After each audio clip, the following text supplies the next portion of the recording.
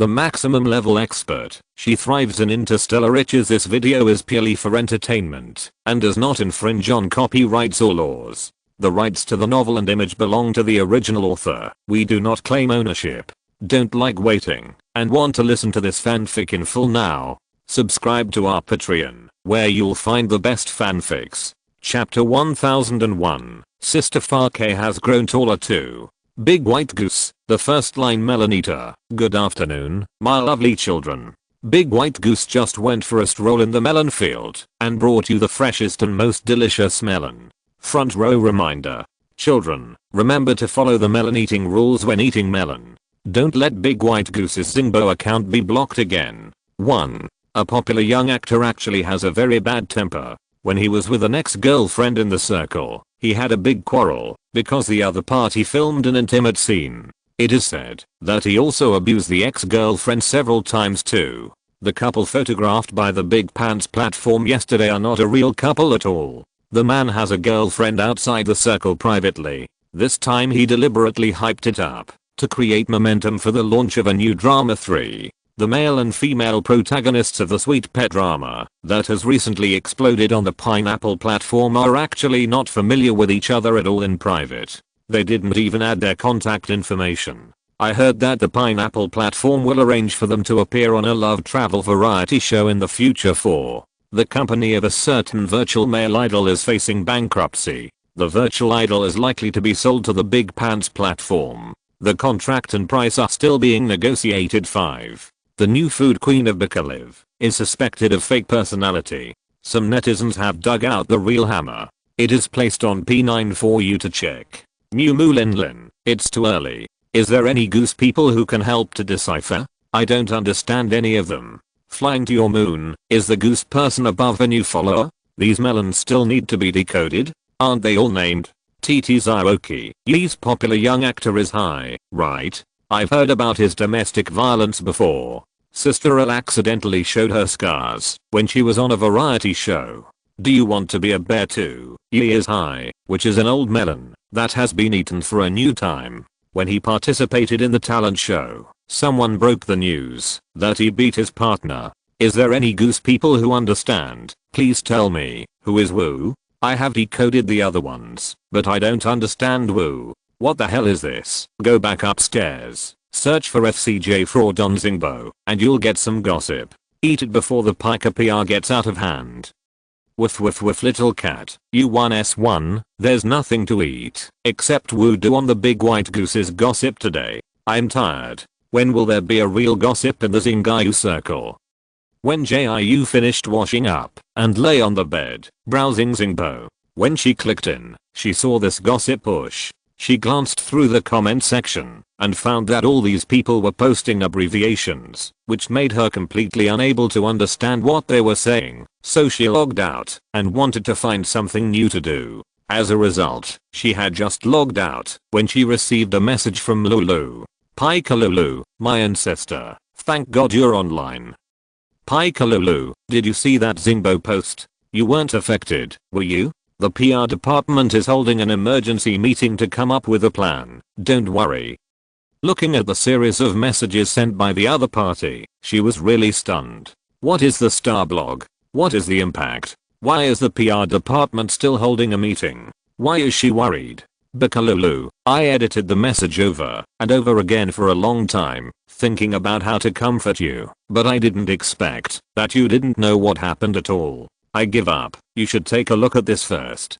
Seeing this, when Jiu clicked on the star blog sent by Lulu with a lot of doubts. Sweet and invincible, if you don't understand, just ask. Sister Farke has always claimed to be a 40-year-old single mother with 2 children and a dwarf. Why is her current height far beyond the range of dwarfs? Creating this kind of personality to sell misery and attract popularity. Do you really feel at ease to make this money? The following attached pictures 1 to 9 are all evidence that Sister Farke's personality is fake. Her first reaction to seeing this star blog was, when did she say that she was a dwarf? And when did she use the dwarf personality to sell misery? Strange thing, she never said that she was a dwarf. She clicked on the pictures attached to the star blog with a confused look on her face. The first one was a full body screenshot of her first live broadcast, and the second one was a full body screenshot of her most recent live broadcast. Although she was not in the same scene in these two pictures, it can still be seen that she has grown a lot taller. She was not anxious after seeing the pictures, but instead exclaimed, "Wow, I have grown so much taller," because she didn't usually measure her height, and she was about the same height as Kyoshi, so she didn't have much feeling about whether she had grown taller. Now that she thinks about it, she has grown a lot taller. Before, she was only up to Chujayan's chest, but now she is up to his shoulders. While thinking about it, she scrolled through the comments section. She didn't know what other people thought about it, but she was very happy that she had grown taller. Little white rabbit white and white. Damn, I didn't expect the new number one sister to collapse not long after she took the throne. Is the position of the big brother and big sister of this Bikaliv broadcast poisonous? Fish diving deep in the sea. I thought Sister Farke's character was fake before, saying that she was a dwarf and a widow with 2 kids. This character is so fake that it can fool a bunch of fools. I laughed my ass off. I.e. Chibi Maruko. Hot knowledge, Sister Farke is also known as Sister Baylion. Isn't it normal for Sister Baylion to be miserable everywhere? Did Sister Baylion quit the live broadcast today? I laughed my ass off. I finally waited for Sister Baylion to fall. I don't know if Sister Baylion ever thought that she would fall into the gutter one day because of moral issues when she stepped on Tenlianshan and Leo Zhu to get to the top. Beauty speechless. When did Sister Farke say that she was a dwarf? Also, please don't take screenshots of the clips where Sister Farke joked with the money fans. The clip where Sister Farke said she was a widow was obviously a joke, shattered into glass shards. Although, which anchor and internet celebrity doesn't create a persona? Besides, Sister Farke has never used her persona to sell misery to make money, so what is there to criticize? Cold hot girl, I'm just a passerby fan of Sister Farke, and I want to say something fair here. Anyway, when I watched the live broadcast, I never saw Sister Farke selling her persona. Wonder Lily? You passerby fan. What kind of passerby are you? Huanquan passerby? Excuse me, are you so embarrassed to reveal your identity? You have to wear a passerby's clothes to disguise yourself before you dare to speak. You are really a fan of Sister Baylion, and you love to pretend like Sister Baylion. Pumpkin Big Melon Nan, can you eat melons with some manners? You keep calling Sister Baylion. Do you think you are very humorous? I have been following Sister Farke since she just started live streaming, and I have never seen Sister Farke selling her persona to make money. If you don't go to bed early, you're a pig. This is so funny. If Sister Farke didn't have a character, would she be able to get to where she is today? She just pretends to be a good white lotus and steps on Tianshine and Leo Zhu. Do you money fans have the nerve to say that Sister Farke has never sold her character? This is the third update today, thanks to the little angels for their support once again. 030. Whispering, U1S1 means to say what you mean. Chapter 1002. Sister Farke has grown taller 3. The more Wen Jiu read the comments, the more confused she became. She had never said that she was a dwarf, nor had she used her character to gain popularity. So she really didn't understand what these people were arguing about. Some people also said that she stepped on Tiantian and Leo Zhu to get to the top, and those people gave her a new title for this. She didn't expect that she would be called a white lotus one day. After seeing this, she felt nothing inside and even wanted to laugh. Just when she wanted to continue reading the comments section, Lulu couldn't wait to pop up a few messages. Bika Lulu, after all, you are our Bika anchor, and you have signed an exclusive contract with Arbika. So if something like this happens, Arbika will definitely help. The public relations department is still holding an emergency meeting to discuss the appropriate plan. You should not come forward to respond to those rumors on Zingbo for the time being. Bakalulu, every popular anchor will experience such things, and you don't have any psychological burden, you know? Besides, it is very common to create a character. You have not violated the law or morality, so don't put too much pressure on yourself. If you want to relax, you can take a look at the forums on, where most of the comments are in support of you.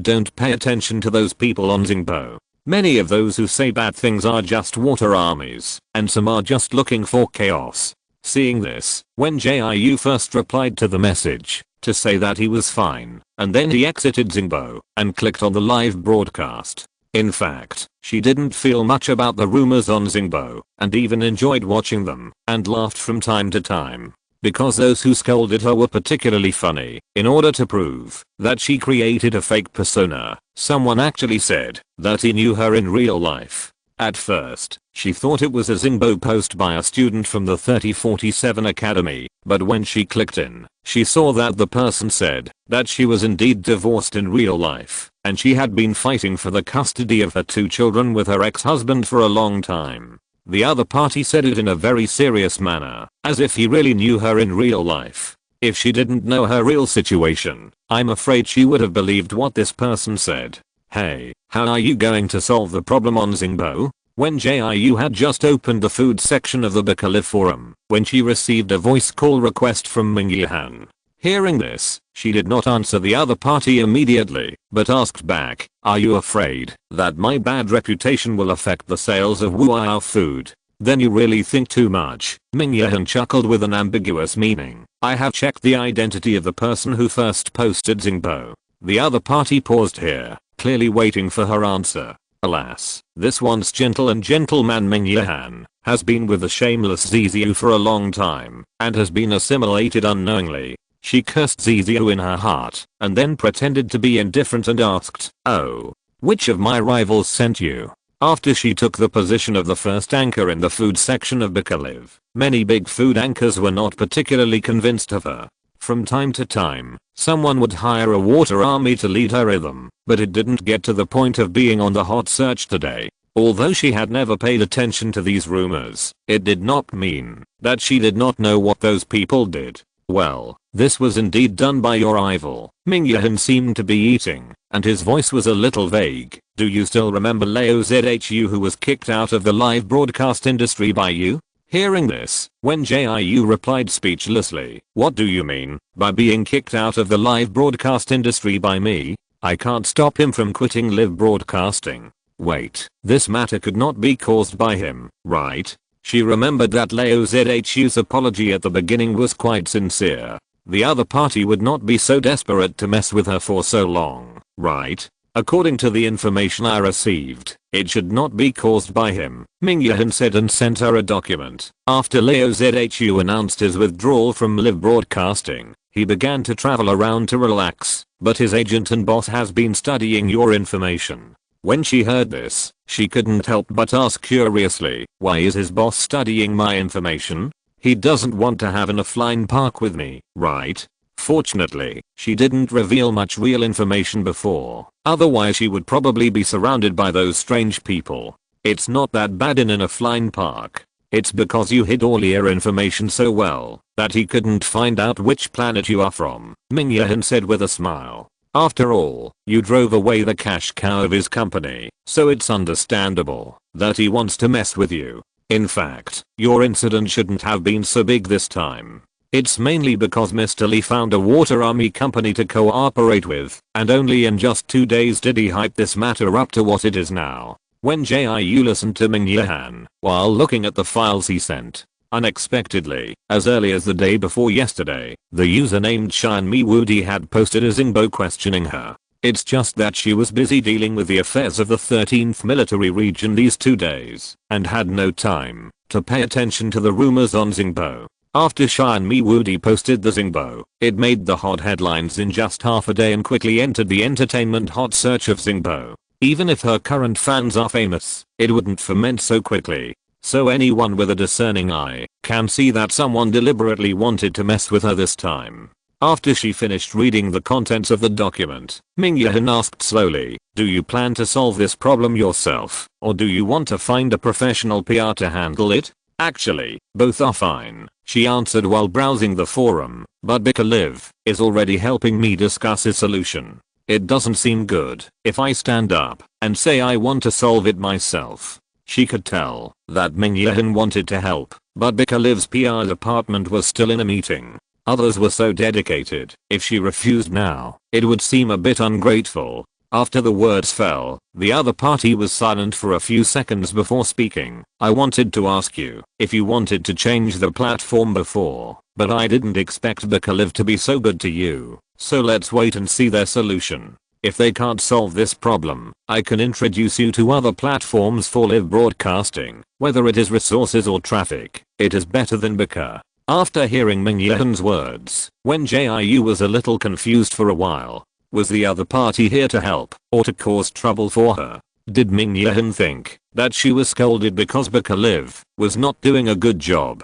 To be honest, she thought Bakaliv was pretty good. Even when she had a public fight with Leo Zhu before, he did not take sides and suppress her, so she really had not thought about changing the platform. The little author has delivered the first update with great effort. Please check it out. Little Angels 030 Chapter 1003 Zuan Rudy speaks up 1. While Wen Jiu and Ming Yehan were discussing how to deal with it, the money fans on the other side were also discussing it in full swing. Little Bear Puff, I went through all of Sister Farke's recorded videos today, but I didn't find any time when Sister Farke said she was a dwarf. I'm so hungry. I also went through all of them, and I really didn't find the source of the dwarf. I only found the video where Sister Farke joked that she was a widow and had 2 children. The whole world is fascinated by you, although I did hear money fans say that Sister Farke is a dwarf. It's just that I have never believed this rumor. After all, Sister Farke is not short. She looks like she is more than 1.6 meters tall. Glacier, maybe it's because of the early shooting angle of the camera. At that time, Sister Farke looked only about 1.4 meters tall, and she really looks like one. The green grass on her head. Okay, anyway, Sister Farke has never said that she is a dwarf, so we have to find out who is spreading rumors. As long as we find out the rumor mongers and add the evidence we found, we can help Sister Farke to clarify the matter.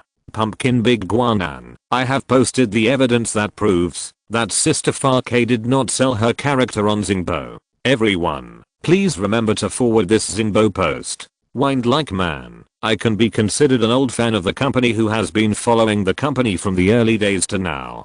To be honest, Sister Farke has never used her character to sell misery and attract fans. I really don't understand why so many people on Zingbo scolded Sister Farke, and some people even took the opportunity to whitewash Tailian Shine and Leo Zhu. Brother Monkey, stay calm. Selling a character is actually very common on Zingbo. The reason why it has become so serious this time is mainly because someone wants to mess with Sister Farke. Speaking of which, I happen to know a few heads of the water army. They all said that they have received orders to post negative reviews, which shows that Sister Farke was really messed with by someone. Shattered into glass shards, so that's how it is. I said that Sister Farke is such a good person, it's impossible for her to fall. 33. Then should we also ask for help from the water army? Now the hot search topics are all Zingbo scolding Farke. I feel very uncomfortable just looking at them. I have been scolding the black fans on Zingbo for a whole day. By the way, now those black fans don't call me a money fan anymore. They call me a mud fan of Farke. What is a mud fan? I have been busy watching Farke's videos and collating evidence today, and I don't have much time to read the malicious comments on Zingbo. Because those black fans gave Farke a black name of Lion G, they also changed the name of the money fan to mud fans. 8 out of 10 black fans on Zingbo are water armies, and the rest are either former sweetheart fans or pig fans who want to avenge Leo Zhu. Of course, there are also some people who watch the fun and don't mind the trouble. Rocky wants to eat all over the stars. Sachiko, please read the message I sent you before. I have contacted several anchors who also like Sister Farke and are preparing to make a joint statement to support Sister Farke, so that those anchors who don't like Sister Farke won't come out to fish in troubled waters. Beauty is speechless. Damn. Look at the #1 hot search. Sister Di has spoken out. Caught a big chestnut. Is it the Sister Di I know? Isn't she still filming a wilderness survival variety show? Fujikura Sachiko, this fan of Di is really going to cry for Sister Di's righteousness. Sister Di was injured the day before yesterday and was resting in a temporary medical center. When she heard the staff discussing Sister Farke's gossip, she immediately used the only opportunity to contact the outside world. At the same time, Wen Jiu also learned from Lulu that Xuan Rudy had posted a star blog. She really didn't expect Xuan Rudy to come forward at this time. She remembered that the other party seemed to be still filming that wilderness variety show. Kyoshi had recommended it to her several times before. It was said that the stars survived in the wild on their own and were not allowed to contact the outside world unless it was an emergency. Under such a premise, Xuan Rudy was still able to speak for her, which was really very righteous. But what she was most curious about was how the other party got the news and how he posted this post on Weibo. So she clicked on Xuan Rudy's Weibo with doubts, only to see that the other party had directly posted a video, and when she opened it, she saw that charming and beautiful face. Hello everyone, I'm Xuan Rudy. I won't say any more nonsense, because the director only allows me to record a 1-minute video, so I'll just briefly express my thoughts. Those idiots who scold Sister Farke for pretending to be a miser have never watched live broadcasts. Every time she broadcasts live, she diligently teaches all the viewers how to cook. If you can find a live broadcast where Sister Farke is playing misery to gain popularity, I, Xuan Rudy, will immediately quit the Star Entertainment Circle and apologize to you live, okay? I was a fan of Sister Farke before I entered the Star Entertainment Circle. If it weren't for her serious attitude and the delicious food she made, I would never have accepted the endorsement of Wuiao Food Snowflake Crisp, okay? Some people are always finding faults with everything. If you have nothing to do, why don't you come to No Man's Star to open up new land? All you do is stir up trouble in Zingbo all day long. Don't you feel embarrassed? I'm really impressed. You guys can't find any flaws, so you just blacken them, right? Which anchor dares to say that he has no personality on Star Network? Okay, this short minute is up, and I have expressed my position. I'll talk about the rest after I finish recording the show. Bye. Seeing this, Wen Jiu didn't know what to say for a while. Didn't she remember that Xuan Rudy was a cool and noble lady? Wouldn't the other party's blunt scolding really backfire? When she clicked on the comment area, she knew that she was really worrying too much. Attracting butterflies. Damn, Sister Dai is so handsome. Sister Dai, please scold me a few more times. Woohoo, Xuan Rudy, my Superman. Are you searching for Xuan Rudy? Or Baking Iron? Or Hua Hudi? You just need to know that she is a female star who topped the list as soon as she debuted. She is also the best supporting actress who carried the box office of movies alone, and the chosen one who won the Milan Card Silver Award for her second movie. Just see La Mozayang Dai, Sister Dai, my Sister Dai, the first person in the entertainment circle who dares to speak and dares to be the first. I want to fly with Dai Dai. This Dai fan follows Sister Dai and stands for Sister Farke. I believe that Sister Dai's vision will not be wrong. It's you Dai. I watched a short 1-minute video for 10 minutes. Who understands? You Dai is still you Dai. You are really bold. If you're listening to this novel on a channel other than Fanfic World, it means they downloaded and uploaded it without effort. We cordially invite you to visit our channel, Mundo Fanfic Novelos. There you'll find the original version of this story and you can explore many other novels of various genres. We're waiting for you to immerse yourself in a world of incredible novels. Chapter 1004 Xuan Rudy speaks to. Fans of Xuan Rudy are quite interesting, so when Jiu read the comments for a long time. Unexpectedly, during the time she was reading the comments, fans of Xuan Rudy joined in to help. First, the official fan club of Xuan Rudy issued a statement, saying that fans were willing to follow Xuan Rudy and believe in her. Later, many fans spontaneously compiled evidence and posted it on Starblog and helped her report all those ugly remarks. Drunk Butterfly. Putting aside the identity of Butterfly fans and the filter for Sister Farke, I will say a few words from the perspective of a passerby. It is forbidden to mention the term Yellow Spring passerby under this Starblog. I just put aside these identities and talk about my thoughts. If you come here to talk about Yellow Spring passerby, don't blame me for swearing. Sister Farke has rarely mentioned real things since the show started. The only information everyone knows is that Sister Farkay is a dwarf widowed with 2 children, and that Sister Farkay was originally an aunt in the cafeteria, and later she opened her own store after making money. First of all, let's talk about Sister Farkay's personality. As for the part about being a widow with 2 kids, anyone with a discerning eye can see that it's a joke. For details, see the attached picture 1. However, even if Sister Farkay has set up a personality of being a widow with 2 kids, Sister Farkay has never used this identity to attract sympathy votes, let alone using this miserable identity to earn a single star coin. So I don't think there is anything wrong with Sister Farkay's personality, and the same goes for the dwarfs. Moreover, the dwarf's claims have not been confirmed so far, and Sister Farkay has never said in person that she is a dwarf, so I think this can be regarded as a rumor. Since it is a rumor, the statement that Sister Farkay uses the dwarfs to sell misery is not true at all, and there is nothing to blame.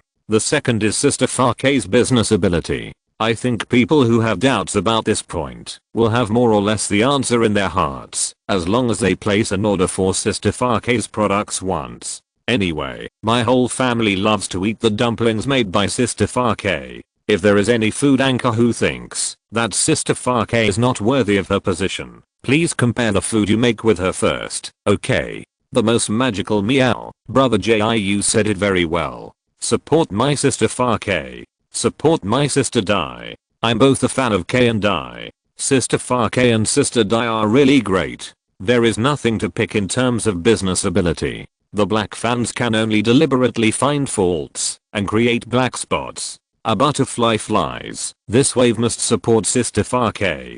Before Dai just won the Best Supporting Actress, many endorsements came to her, but Dai only accepted the endorsement of Snowflake Crisps. At that time, a bunch of black fans posted a post to mock me, saying that my Dai was only worthy of endorsing a known small commodities, but my Dai still withstood the pressure and endorsed. Facts have proved that my Dai has a good eye. After coming out of the cold palace, the Snowflake Crisps directly ascended to the top and became the snack queen. The subsequent nougat concubine and the newly promoted dumpling concubine are evenly matched. Whoever eats it will say, wow, it's so delicious. Zuzuze, I have a bold guess. Could it be that someone wants to blacken Sister Farkay and then turn the spearhead to my Dai? After all, many people know that Dai is also a money-loving person. If Sister Farkay falls, those black fans can take the opportunity to step on my Dai. It's really scary to think about it. Dai fans, burn my dream. You Dai fans are overthinking, right? Aren't the black materials about your Dai enough to criticize? Do you still need us black fans to create black materials? I think Zuan Rudy and Sister Farkay are snakes and rats in the same nest, and they are specifically cutting you stupid leaks. Asu, I thought that the drunk butterfly was a big fan of the butterfly family, so why are there fans of the rival family here to argue? The person above should quickly stop talking. Your big melon is still on the hot search. Why can't you wait to come to my house to be scolded? When Jiu flipped through several star blogs and read a lot of comments, it has to be said that the influence of celebrities in this regard is much greater than that of anchors. It was less than half an hour after Zuan Rudy posted that short video, and the star blogs that scolded her before decreased at a visible speed and were replaced by various star blogs praising her professionalism. It's just that the water army company that blackened her acted very quickly, and they posted a lot of star blogs in response soon. Of course, almost all of them were taken out of context, focusing on the fact that she sold her personality. It just so happened that Bikaliv also released a public relations article at this time, which immediately aroused more people's desire to eat melons. I'm a pure passerby who does not watch live broadcasts or chase stars. Judging from the star blogs posted by both parties, I think Sister Farkay is more reasonable. Which anchor or star does not sell their personality now? Aren't they all making money by putting on a false shell? But Sister Farkay selling a tragic personality is a bit disgusting, right? Many people buy Snowflake Crisps for this reason. At that time, Wu food was only a little famous, and Sister Farkay was not a very powerful anchor. Not many people would buy the co-branded products. At that time, Sister Fake benefited from the dividends of her tragic personality to boost the sales of the extremely bleak snowflake crisps. Based on this alone, I think Sister Fake should be scolded. It is really shameless to make such money against her conscience. Ding dang 20. How can someone lie with open eyes? The support club of Sister Fake has clarified several times that the snowflake crisps were not sold in the early days. Sister Fake used them to give back to her fans. Okay. Later, because too many people wanted to eat them, Sister Fake reached a cooperation with Wuao Food to start selling snowflake crisps. Besides, the sales of snowflake crisps were not achieved by selling misery. Sister Fake had hundreds of thousands of fans at that time, so why did she need to sell misery to boost sales? You dare to spread such unsubstantiated things. Aren't you afraid of traveling to your real star? The green grass on your head. Are you searching for fake personality of Sister Fake? Or are you searching for Sister Fake's widowhood and 2 children? All the truth is in my star blog. Welcome all the melon eating passers-by to click and check. I promise to let everyone eat as much melon as they want. Wen Jiu looked at the familiar nicknames one by one and couldn't help but feel a sour nose. These fans who accompanied her were trying to clarify, for fear that those passers-by who didn't know the truth would misunderstand her. Just when she was about to tell Lulu that she wanted to speak out, she suddenly received a push. Because she was about to click on the upper right corner to exit, she just happened to click on that push. I don't know if it was because of the big data collection. This push was actually a Zingbo post from Leozu. She was about to swipe out to discuss with Lulu, and she saw that the Zingbo post from Leozu actually brought up the hot topic. Chapter 1005. Everyone is here for the Fortune Sister 1. It's LeoZHU, not LeoZHU.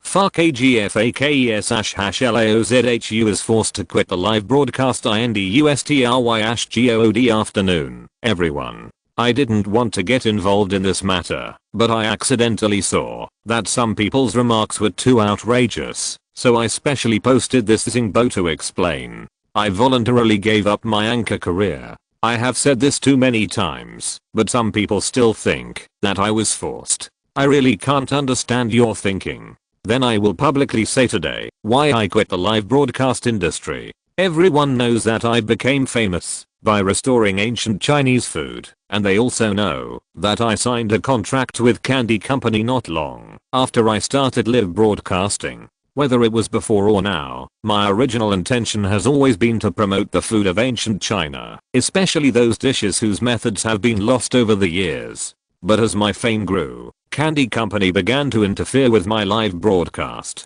First, I was asked to use various difficult delicacies as gimmicks to attract fans. Although Candy's approach made my popularity soar, my cooking skills could not meet the passing line at all, resulting in all kinds of dishes I made being substandard. This also violated my original intention of slowly improving and promoting food, and turned me from a person who loves food into a person who is indifferent to and wastes food. Later, I was asked to cooperate with food companies to launch junk food and use the contract to threaten me to help bring goods during live broadcasts. I was afraid that I would be sued by Candy for violating the contract, so I kept swallowing my anger and cooperating with them to deceive the audience into consumption. Here I want to apologize to all those who believed in me before. I did plagiarize the snowflake crisps involuntarily. I'm very sorry. I'm sorry for your trust. Then let me talk about the reason why I chose to quit the live broadcast industry. In fact, everyone should have the answer in their hearts when they see this. But I still have to say it to avoid misunderstandings. There is indeed a part of the factor of Sister Fake. It was she who made me understand the importance of not forgetting my original intention, and it was also she who made me walk out of the confused state and find the original live broadcast myself. After I quit the live broadcasting industry, I became a fan of Sister Fake. Now I'll learn her recipes to cook for my family and friends every day. Every time I see their satisfied smiles after eating and drinking, I will be glad that I didn't sink deeper and deeper into the quagmire. Now I no longer care about the evaluation on Xinguang. I just stick to my original intention and do what I want to do. My mentality has gradually improved, and my body has also become healthier. I feel a little off topic. Let's get back to it. The one who really caused me to quit the live broadcasting industry was Li Yao-Ke, the boss of Candy Company.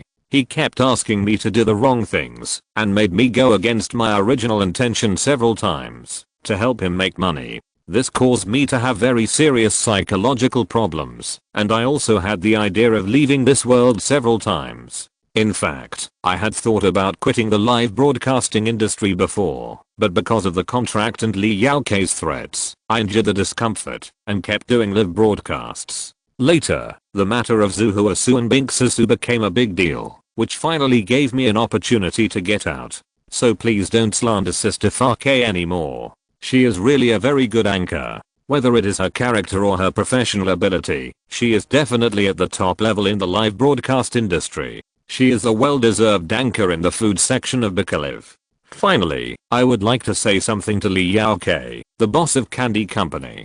God is watching you. You will definitely have to bear the consequences of your evil deeds. When Wen Jiu saw this, she had mixed feelings, because she really didn't think that Lao Zhu would speak for her.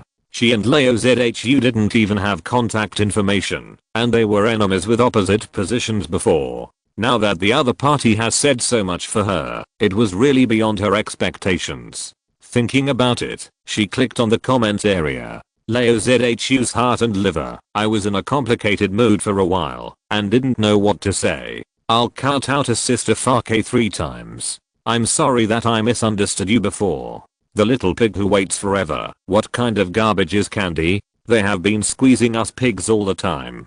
Pigs, why didn't you tell us earlier? I'm so angry, so angry. I'm so angry that I can't even sleep.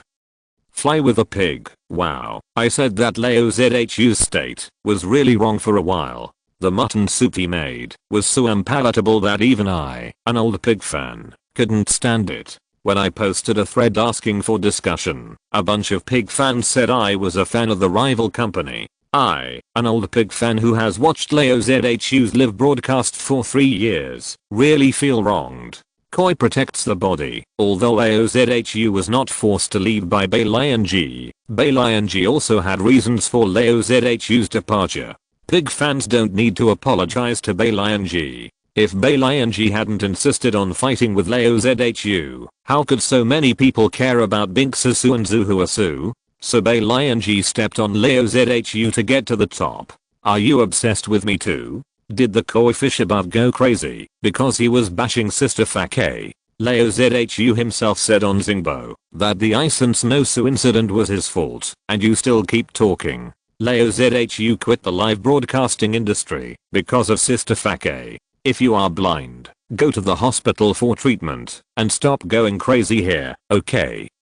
A triangle. Lao Zhu, if you are threatened, just like my comment, Sister Balian's company can even ask Lao Zhu to help. It turns out that they have a big background.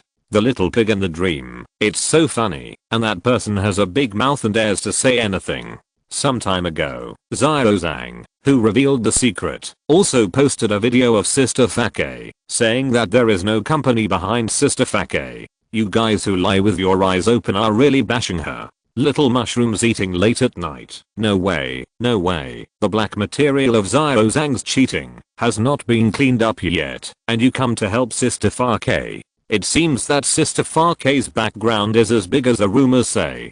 Windy man, if Sister Fa-Ke's background is really big, would she be a cooking lady in the cafeteria? You black fans should use your brains before you speak. Reject boldness. I declare that I'm really a pure passerby. I don't know whether Sister Fa-Ke's background is big or not, but I know that the background of the people who help her is really big.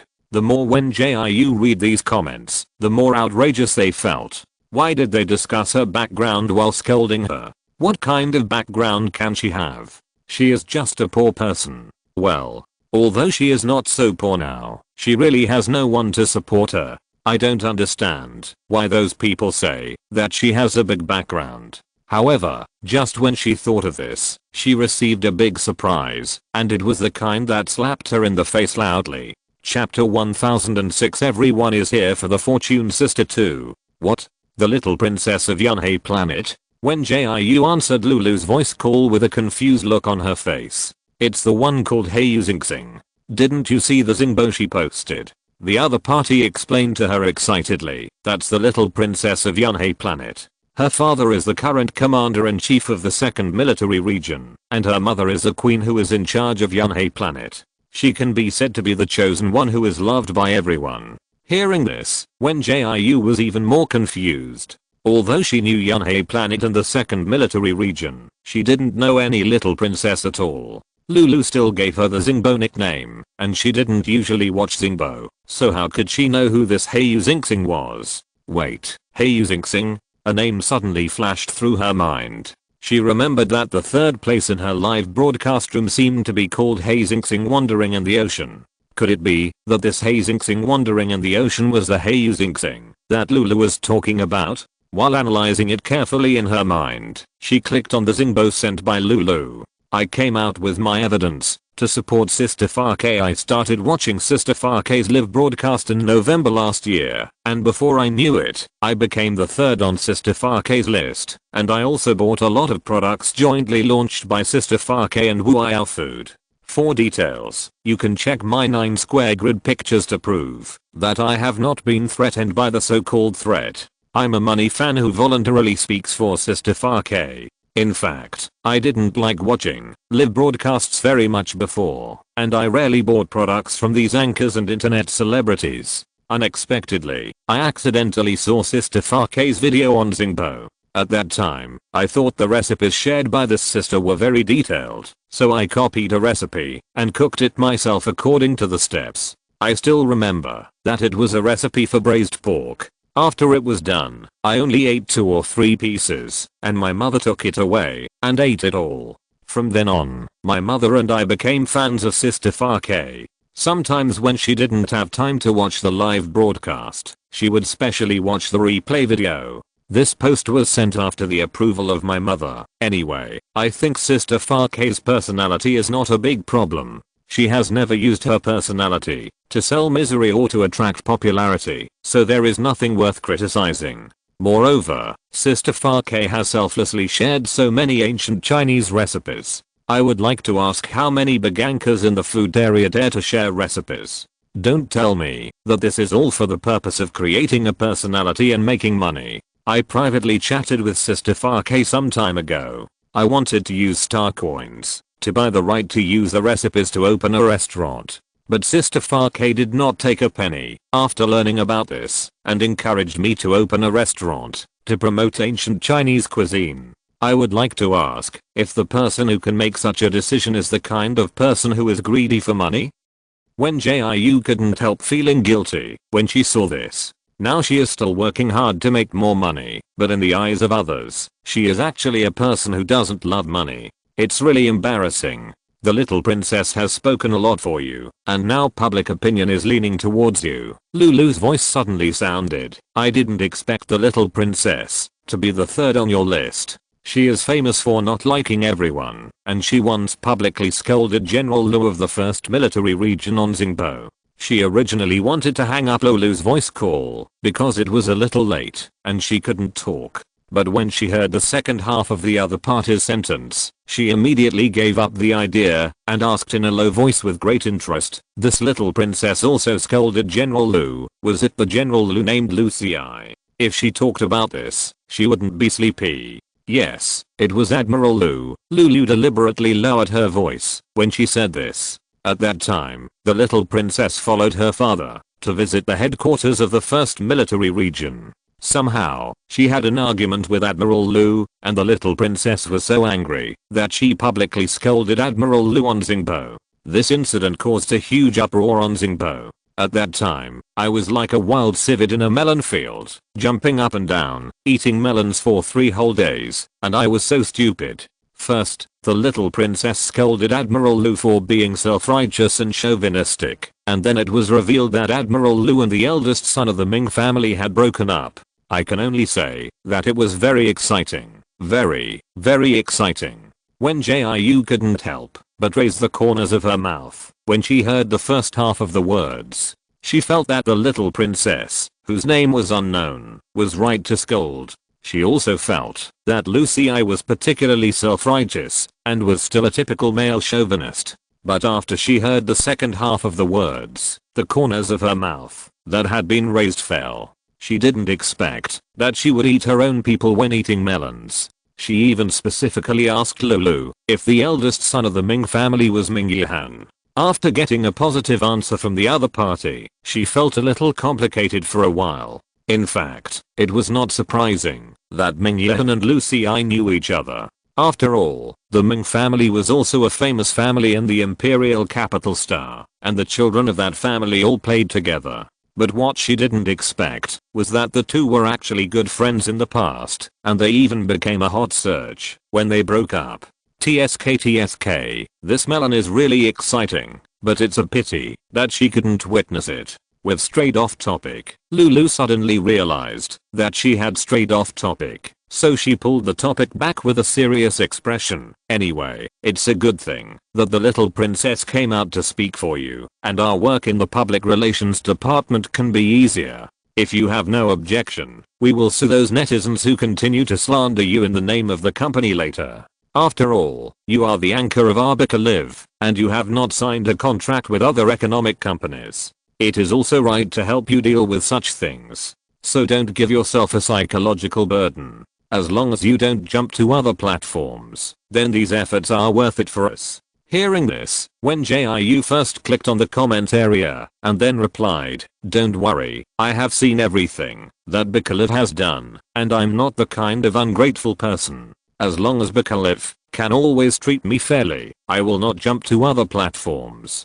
It's no wonder that Lulu would mention this matter frequently. There are indeed several platforms that are larger than Bika, and they have been contacting her to offer her conditions. Whether it is the share or the resources of those platforms, they are much better than what Bika Live offers. It's just that she has been at Bika Live for a long time, and Bika Live treats her well, so she has no intention of changing platforms for the time being. Of course, the most important thing is that when she was not as good as Leo Zhu before, Bika Live did not stand up to make small moves to take sides. Just based on this point, she can continue to stay at Bika Live. After all, there are too many people who are looking for her. Chapter 1007 Internal Conflict 1. At the same time, brotherly, I really can't help you this time.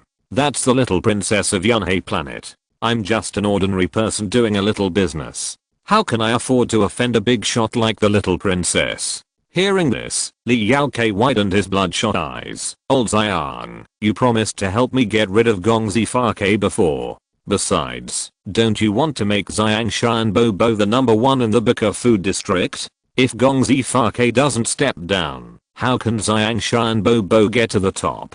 I promised you, and I really want to help Xiangshan Bobo get to the top, but I can't get myself involved. Xiang K spread his hands helplessly. He is the boss of a water army company and has cooperated with Li Yaokei for several years. They can be regarded as like-minded brothers. Therefore, when the other party was in trouble before, he took the initiative to help a lot. Some time ago, Li Yaokei suddenly found him and said that he wanted to cooperate with him to get Gong Zifake. This would not only help Li Yaokei get his revenge, but also help him promote Xiangshan Bobo to a higher position. By the way, Xiangshan Bobo is a food anchor that he brought up. Although he mainly runs a water army company, he also has an investment agency. This Xiangshan Bobo is the most promising anchor in the company. He had already reached the level of being comparable to Leo Zhu. As long as he increases his exposure and gets the right opportunity, he can reach the top and be called the boss of the Bika food area together with Leo Zhu.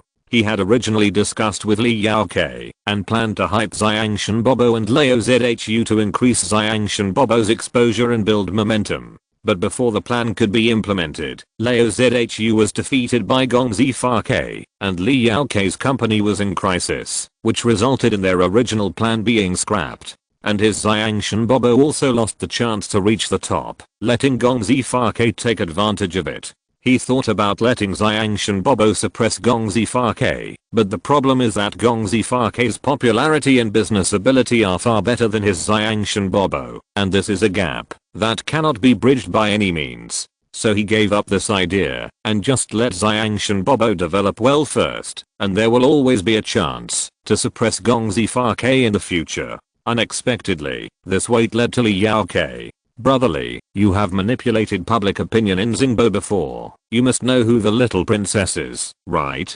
Xiankei felt more and more depressed as he spoke, so he picked up the e-cigarette and took a puff. You kept telling me before that Gong Zifake has no backing and no background, so I put a lot of effort into slandering her. What's the result? Let's not talk about the fact that Zuan Rudy spoke up for her before. There are a lot of negative materials about that woman, and we can still work hard to pull public opinion back. But we really can't afford to offend this little princess. She even dared to scold General Liu of the 1st Military Region, and she also led soldiers from the 2nd Military Region to arrest people. Even if she has some black spots, I dare not go against her. So I think it's better to forget about Gong Zifake. Anyway, I'm ready to let Xiangshan and Bobo change platforms. What's the saying? A tree that doesn't move can live a life if it moves. I don't have to bother with Gong Zifake on this. Hearing this, Li Yaokei couldn't help but sneer. I think you are just making excuses for your cowardice. You are still telling me that moving a tree to a dead place can bring life to a person. It's because Xiangshan Bobo is not as good as Gong Zifake that you are forced to let Xiangshan Bobo switch to a new platform for development. He looked down on Xiankei's cowardly look before. No wonder the other party has been working for so many years and has not been able to bring out a powerful anchor and internet celebrity. If you want to make money, you must be bold first.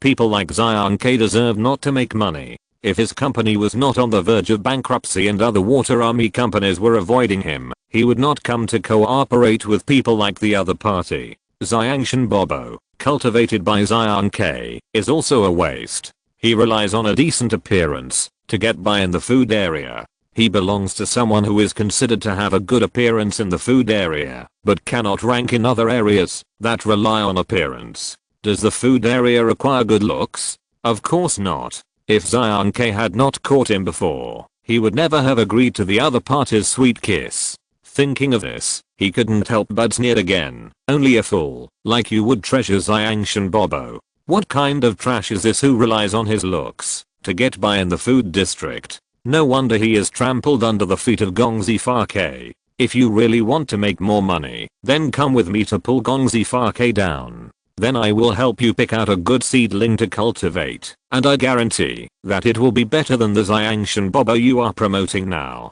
Just as he was thinking about the past, Xiankei suddenly said viciously, yes, so what if I'm timid? If you are brave, go and confront the military district. At least I dare to admit that I can't beat Gong Zifake. Do you dare? What should I admit? Gong Zifake is nothing. He was so angry that he slammed the table and stood up. If I hadn't been careless for a moment, Gong Zifake would still be a nobody now. Hearing this, Xiankei couldn't help smacking his lips. Yes, you are better than me. You just stumbled. Okay. If you look down on me, just get out of here. Don't show off in front of me. He thought Li Yaokei was a good brother, but that's how he thought of him. Li Yaokei thought he was a fool. He wouldn't have helped him if he had known. Now, 8 out of 10 accounts on Xingbo that smear Gong Zifake are his company's water army. If the little princess really wanted to support Gong Zifake, the other party might send someone to check the information of those accounts, and then he would become a scapegoat to help Li Yaokei take the blame. TSK, the other party really has a good calculation. He suspected Gong Zifake had a big background a long time ago, mainly because the other party had been in the live broadcast industry for too short a time, and he had reached this point in such a short time. He really didn't believe that he had no background and no one to support him. Therefore, even if Gong Zifake blocked his people from getting promoted, he never thought of confronting the other party head on. If Li Yaokei, that scoundrel, had not assured him solemnly that Gong Zifake had no background and no big boss to back him, he would not have boarded the other party's pirate ship. Thinking of this, Xiankei became even angrier. It's okay that your own company is on the verge of bankruptcy, but you also want to drag me down with it, right? How can there be such a heartless person like you? Every time I helped you mobilize the navy before, I put in twice the effort with one share of the money, and this is how you repay me. Li Yaokei, is money all you care about? After he finished speaking, Li Yaokei smiled indifferently. Yes, that's who I am. Now you also know that Gong Zifake has the support of the little princess, and the little princess will not forget you when she comes to settle accounts with me.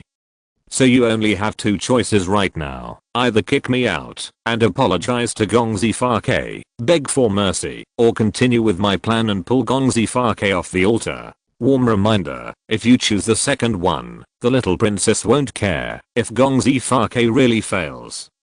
In this way, it's still a win-win situation for you and me. There won't be any losses, and we can even make a lot of money. Chapter 1008 Internal Conflict 2. This made Zionk very entangled for a while.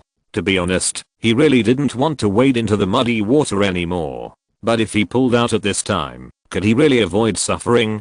Although he didn't know Gong Zifake's character, he knew the little princess very well. After all, the little princess had caused many sensational events in Xingbo. Even an ordinary person like him knew that the other party had a very bad temper. She would bring soldiers to visit her when she was unhappy. So he was very worried that, if he got out at this time, he would be hated by the eccentric little princess. If he stopped at this point, and the little princess wanted to retaliate against him, wouldn't he be empty-handed? If this was the outcome, he might as well go all the way to the end. Maybe there would be a miracle, but now he didn't trust Li Yaokei very much. He felt that the other party might betray him at any time. The most important thing was that Li Yaokei's plan was very unreliable. Gong Zifake's work could be said to be flawless, which led to the other party not finding any black spots that could be used so far, and could only seize the point of fake personality to diverge. To be honest, it is nothing to fake a persona. Many anchors, internet celebrities, and even stars in the entertainment industry will create a good persona for themselves to attract fans. So no matter how hard Li Yaokei tries, he can't stir up too much trouble. At most, it will reduce Gong Zifake's popularity. If so, it will be useless for him to continue to help the other party. When Zionk thought of this, he couldn't help but sigh. He suddenly regretted agreeing to Li Yaokei on impulse. Wouldn't it be good for him to change the platform for Xiangsha and Bobo according to the original plan, and then slowly build a persona for the other party's marketing? Why did he have to take this risk and confront Gong Zifake? If he had known that Gong Zifake had a relationship with the little princess, he would not dare to use the navy to blacken the other party, even if he had 100 courage. It's all Li Yaokei's fault for not finding out the information in advance. Hey, haven't you made up your mind yet? The other party seemed to see through his little thoughts. It's useless to blame me now. Things have already happened and cannot be reversed. Either you go on with it, or you run away and be a coward. As for me, I won't force you to make a choice, but you have to think it over carefully. The little princess is not someone you can easily mess with. Hearing this, Zionk gritted his teeth and said, if I hadn't helped you out of brotherhood, I wouldn't be worrying about the little princess here. It's all because of you, a fool, who didn't investigate clearly, that I'm in a dilemma now. When he said this, an idea suddenly flashed through his mind, which instantly relaxed his nervous mood a lot. Brotherly, we are brothers after all. He gave Li Yaokei an ambiguous smile. Since I have helped you, you have to help me too, right? As soon as he finished speaking, the other party seemed to have noticed his intention, and instantly widened his eyes and said, what do you mean? You are not going to give me away, are you? Brotherly is worthy of being brotherly. This guess is really accurate. He smiled and took a puff of e-cigarette. If I give you away, I can use this to cover myself up. Speaking of which, I started out as a marketing and public relations person, using a more explosive topic to attract public attention. Isn't that what people like me are best at? Now the whole Xingbo is discussing the fake personality of Gong Zifake. If I expose you anonymously at this time, I can, on the one hand, help Gong Zifake clean himself up and sell some favors, and on the other hand, I can help myself redeem myself and get away smoothly. It can be said that it kills two birds with one stone. The more he talked, the more he felt that his plan was great, and maybe he could use this opportunity to win over Gong Zifake. Even if the other party could not become an anchor and internet celebrity under him, he could still help his company's people get some popularity. However, imagination is beautiful, but reality is very cruel, and his dream was soon shattered. After listening to Zion K's remarks, Li Yaokei was so angry that veins popped out on his forehead. Although he was the one who came to ask for help with a shameless face, he also gave the other party a lot of benefits. His company's current financial situation is not good, and he also scraped together a sum of money to give to Zion K. Unexpectedly, the other party was not only unwilling to help him, but also wanted to sell him out in exchange for greater benefits. The more he thought about it, the angrier he felt, but before he could open his mouth to curse, he saw the door of the office was opened. The next second, Zion K's assistant ran in a panic. "Oh no, Mr. Zion. The public opinions on Xingbo are now in favor of Gong Zifa K. Stop shouting.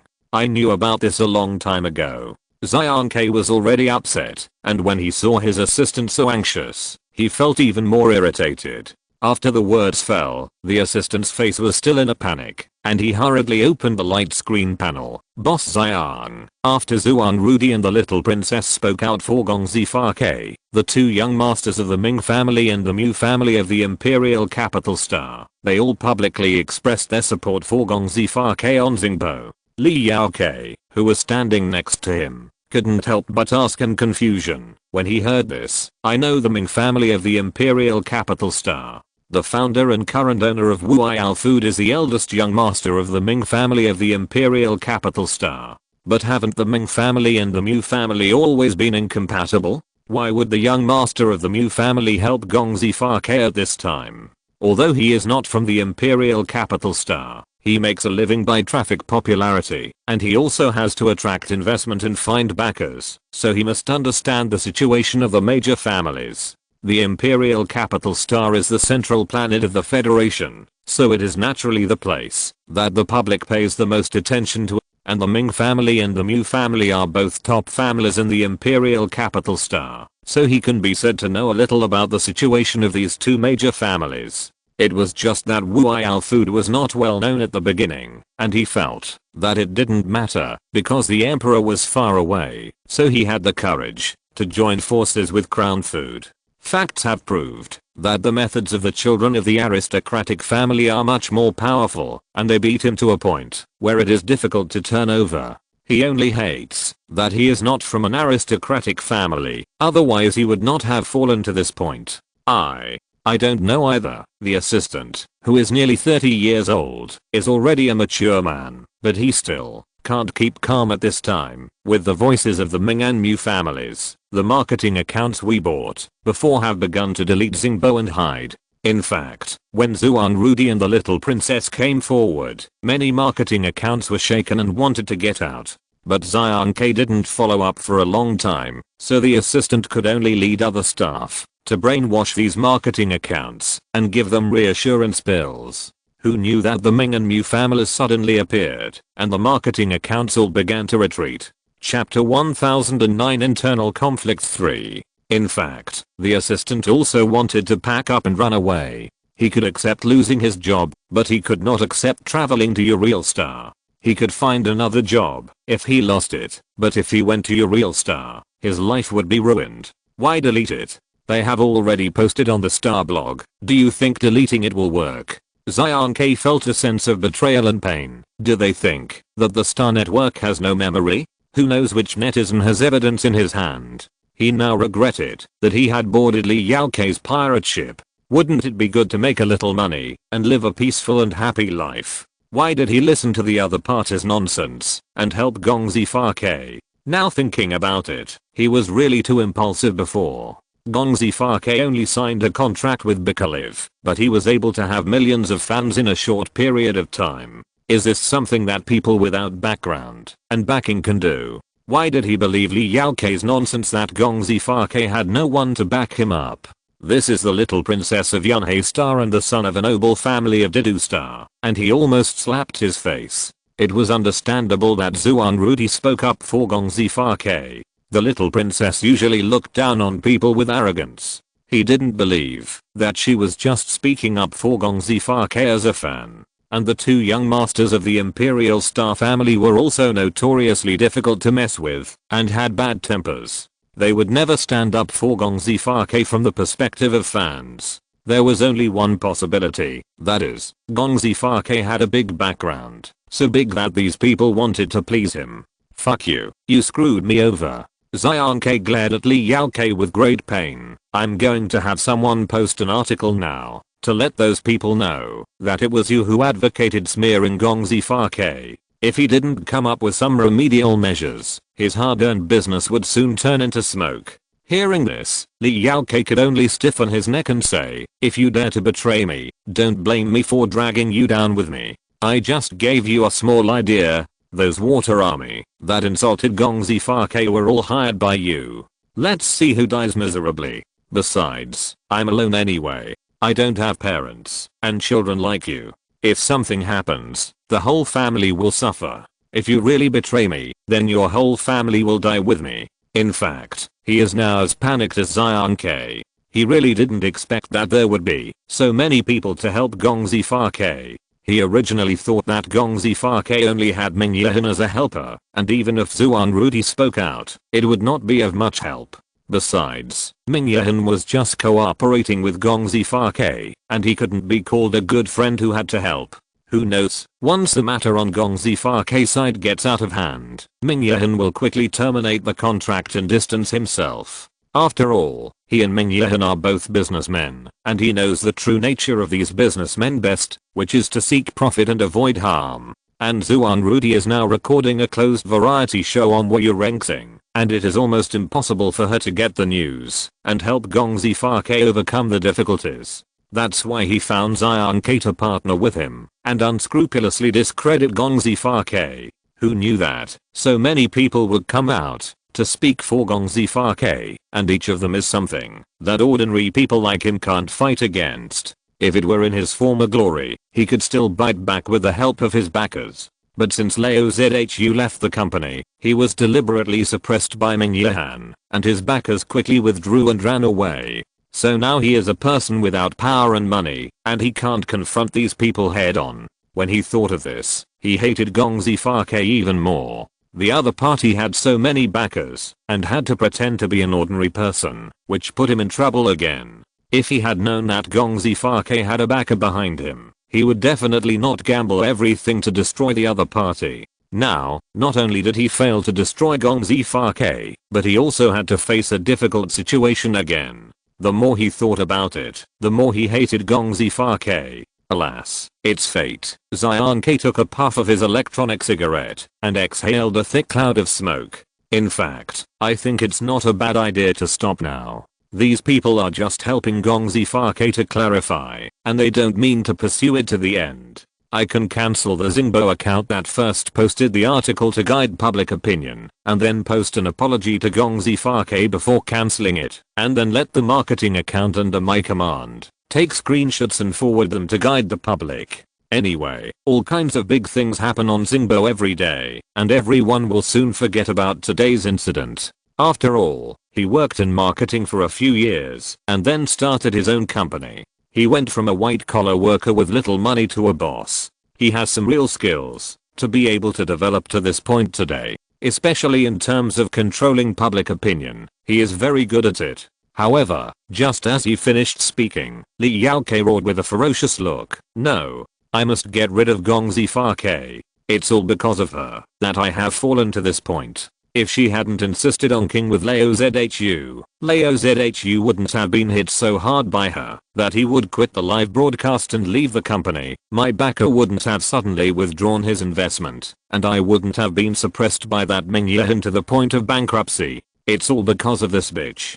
It's all her fault. Seeing this, he couldn't help but frown speechlessly. Although he knew about the previous feud between Gong Zifa and Li Yao K, to be fair, he felt that this matter was obviously the latter's fault. If Li Yao K hadn't insisted on Lao Zhu copying Gong Zifa's recipes and shamelessly turned the tables and said that Gong Zifa plagiarized Lao Zhu, he wouldn't have been dragged out and beaten by Gong Zifa. So he couldn't help but say, brotherly, I really want you to stop. It's not good for you to go on like this. After all, He was going to destroy Gong Zifake, so he naturally had to understand his opponent first. Gong Zifake really didn't have any black spots, so they could only create black spots. If the other party had no background, it would be fine, but those black spots would definitely be affected. But the problem is that Gong Zifake has so many people backing him up, and the black spots they created will be exposed sooner or later. You know, it's illegal to deliberately discredit others, so he really doesn't want to get entangled anymore, and he doesn't want to go to Interstellar for a long-term trip. After he finished speaking, Li Yaokei looked indignant. What's the point of me stopping now? Everything I have has been ruined by Gong Zifake. I can't go back now. If you are scared, get out of here quickly. Even if I go to jail on Interstellar, I will drag Gong Zifake, this bitch, down. Chapter 1010, The Realm of Reality 1. HU. Wen Jiu silently wrapped her knitted coat tightly around her body. Why did you come to find me so late? It's so cold that I almost caught a cold. She was browsing the star blog in her room, but Shenzing suddenly came to find her and took her to an uninhabited mountain. After he finished speaking, the other party just sneered disdainfully. Humans are fragile. If the weather is a little cold, they can get sick and lose their lives. Oh, right. She didn't have the heart to argue with Shenzing at the moment. Then send me back to bed quickly. I don't have the hobby of climbing mountains at night. Things on the Star Network have not been dealt with yet. She has to hurry back to continue discussing with Lulu. However, the other party smiled with interest. If I don't send you back, won't you have to spend the night in the mountains? When she heard this, she silently took out her long sword, stepped on it quickly, and smiled at Shenzing. Haha, you don't think you are the only one who can fly? It doesn't matter if she can't fly with the sword. With the supplies in her wisdom ring space, she can set up a camp for the night. Seeing this, Shenzing was speechless and said, okay, I know you can fly, take the sword back, there are still business to do. He originally wanted to tease Wen Jiu and see how the other party would lose his composure after being angry. As a result, Wen Jiu was not angry, but he was so angry that he wanted to curse. So he decisively chose to give up bickering with the other party. Business? You don't really want to climb the mountain, do you? It's 3 o'clock in the morning now. Wen Jiu did not take back the sword and was ready to fly away at any time. When he saw the other person's expression, he added helplessly, I climbed the mountain just to do something serious. Anyway, just tell me whether you want to climb or not. If he hadn't thought about the fact that the moon shadow crystal ball was taken out by Wen Jiu, he wouldn't have taken such great pains to take the other person to the destination. The place he was going to was not a place that ordinary humans could go, so he would have to take a big risk to take Wen Jiu there. If the other person refused again, he would choose to go alone. I'll climb. I'm the best at climbing. Wen Jiu grinned. His pointed canine teeth were particularly conspicuous, but you have to tell me what the serious matter is, so that I won't follow you without knowing it, and it will be embarrassing if something unexpected happens. She was quite curious about what Shenzing was doing, so he found her to climb the mountain so late. You have to know that it's 3 o'clock in the morning, and there is a cold wind blowing from time to time. Most people would not choose to go out at this time. When she was brought out by the other person just now, she only saw the patrolling soldiers outside, and everyone else stayed in the room to sleep. TSK, she also wanted to sleep, and hoped that Shenzing would not let her down by braving the cold wind and enduring sleepiness to choose to climb the mountain in the middle of the night. Facts proved that the other party really did not let her down, and gave her a big surprise as soon as he opened his mouth. What? You want to find the moon shadow crystal now? She asked, half dazed and half surprised. You don't have to be so anxious, right? This formation that protects the base can still last for 3 months, right? Hearing this, Shenzing just looked at her meaningfully. In fact, it's not all about finding the moon shadow crystal. I have some things that I must confirm as soon as possible. After the other party finished speaking, he switched to a semi-demon state and slowly floated towards the dark forest. Wen Jiu didn't know what to ask when he saw this, so he could only follow slowly on his sword.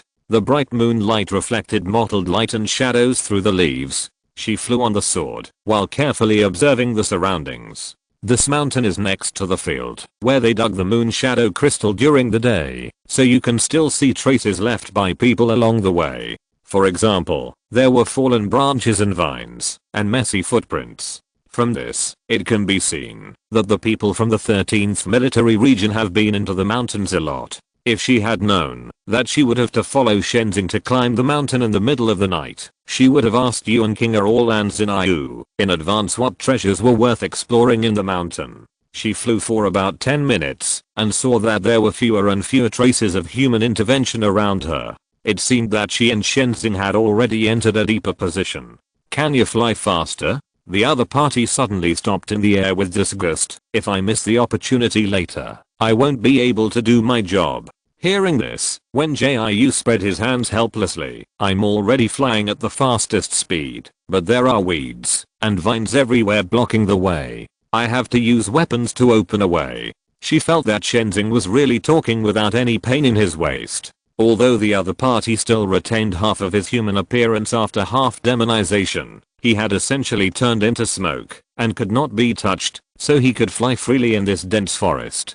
She was not like the Mirage Star River, who could only clear the way while flying. The other party rolled his eyes and floated over. Put away your sword, I'll take you flying. When she heard this, she obediently put away her long sword and then let the Mirage Star River carry her on his shoulders like a sack and continue to fly forward. In fact, she was not very used to this way of flying at first, but after many times, she got used to it, and it didn't matter. As long as she didn't have to walk for days and nights, she could accept being carried like a sack. After flying for more than half an hour, they finally reached the top of the mountain.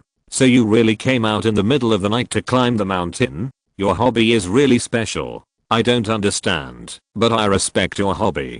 But if there is a next time to climb the mountain, don't ask me to come with you. Wen Jiu looked at the house below that had shrunk a lot, and then looked up at the bright moon that seemed to be within reach. For a moment, her mood was very complicated. It was beautiful, but she couldn't understand it. Maybe she is just a vulgar person. She prefers to stay in bed, rather than climbing the mountain, to admire the moon in the middle of the night. After saying that, Shenzing glanced at her speechlessly. Why do you talk so much every day? Can't you say less? And aren't you usually very smart? Why are you suddenly so stupid now? She was confused by the other party's 4 questions in a row, so she responded with the almighty spread of her hands. Then tell me, what should we do next? Why did you climb this mountain? As soon as she finished her words, Shenzing took out a piece of moon shadow crystal from his sleeve. She looked closely and found that it was not what lands in Iu showed during the day, nor was it given by her. I said before, there are some things I must confirm. The other party held up the moon shadow crystal that came from nowhere. Do you know where Shenzing is? Hearing this, Wen Jiu was stunned for a long time before she realized where Shenzing was. But she was not sure whether what Shenzing said was the same as what she knew. So she thought for a moment, then hesitantly said, is it the place where the gods live in the legend? Ding ding ding, today's 3rd update has been successfully delivered. Thanks again to the lovely little angels. Mua030. If you're listening to this novel on a channel other than Fanfic World, it means they downloaded and uploaded it without effort. We cordially invite you to visit our channel, Mundo Fanfic Novelos. There you'll find the original version of this story and you can explore many other novels of various genres. We're waiting for you to immerse yourself in a world of incredible novels. Chapter 1011, The Realm of the Realm 2. From now on, you can reach the Kizun realm, penetrate into the blue sky, and meet all the immortals.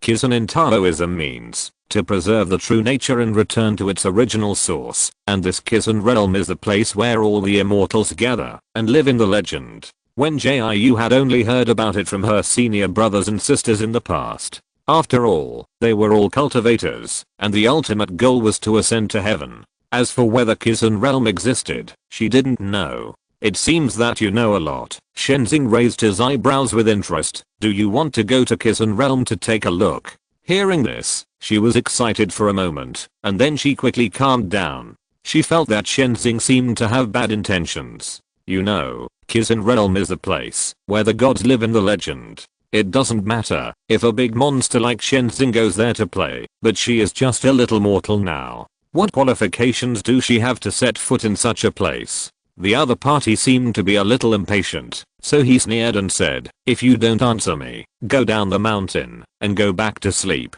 "It's not that I don't want to answer you. I cherish my life." Wen Jiu spread his hands helplessly, "let alone whether there are immortals in the Kizun realm. I'm just afraid that you will pull me out." After that, Shenzing asked a little confusedly, "What do you mean by pulling you out?" "It means you deliberately," Wen Jiu said here, and raised his hand to gesture at his neck twice. "Do you understand?"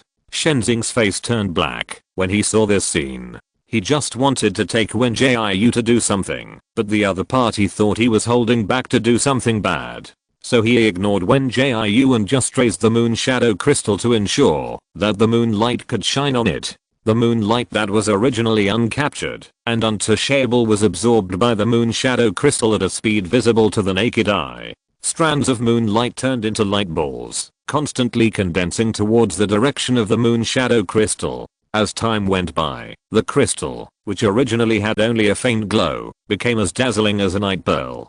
Seeing this, Wen Jiu asked curiously, "So the moon shadow crystal can also absorb moonlight?" As soon as she finished speaking, she heard Shenzing said calmly, "It is not absorbing moonlight, but absorbing the essence of the moon. Only when it absorbs enough essence of the moon can the moon shadow crystal exert its power."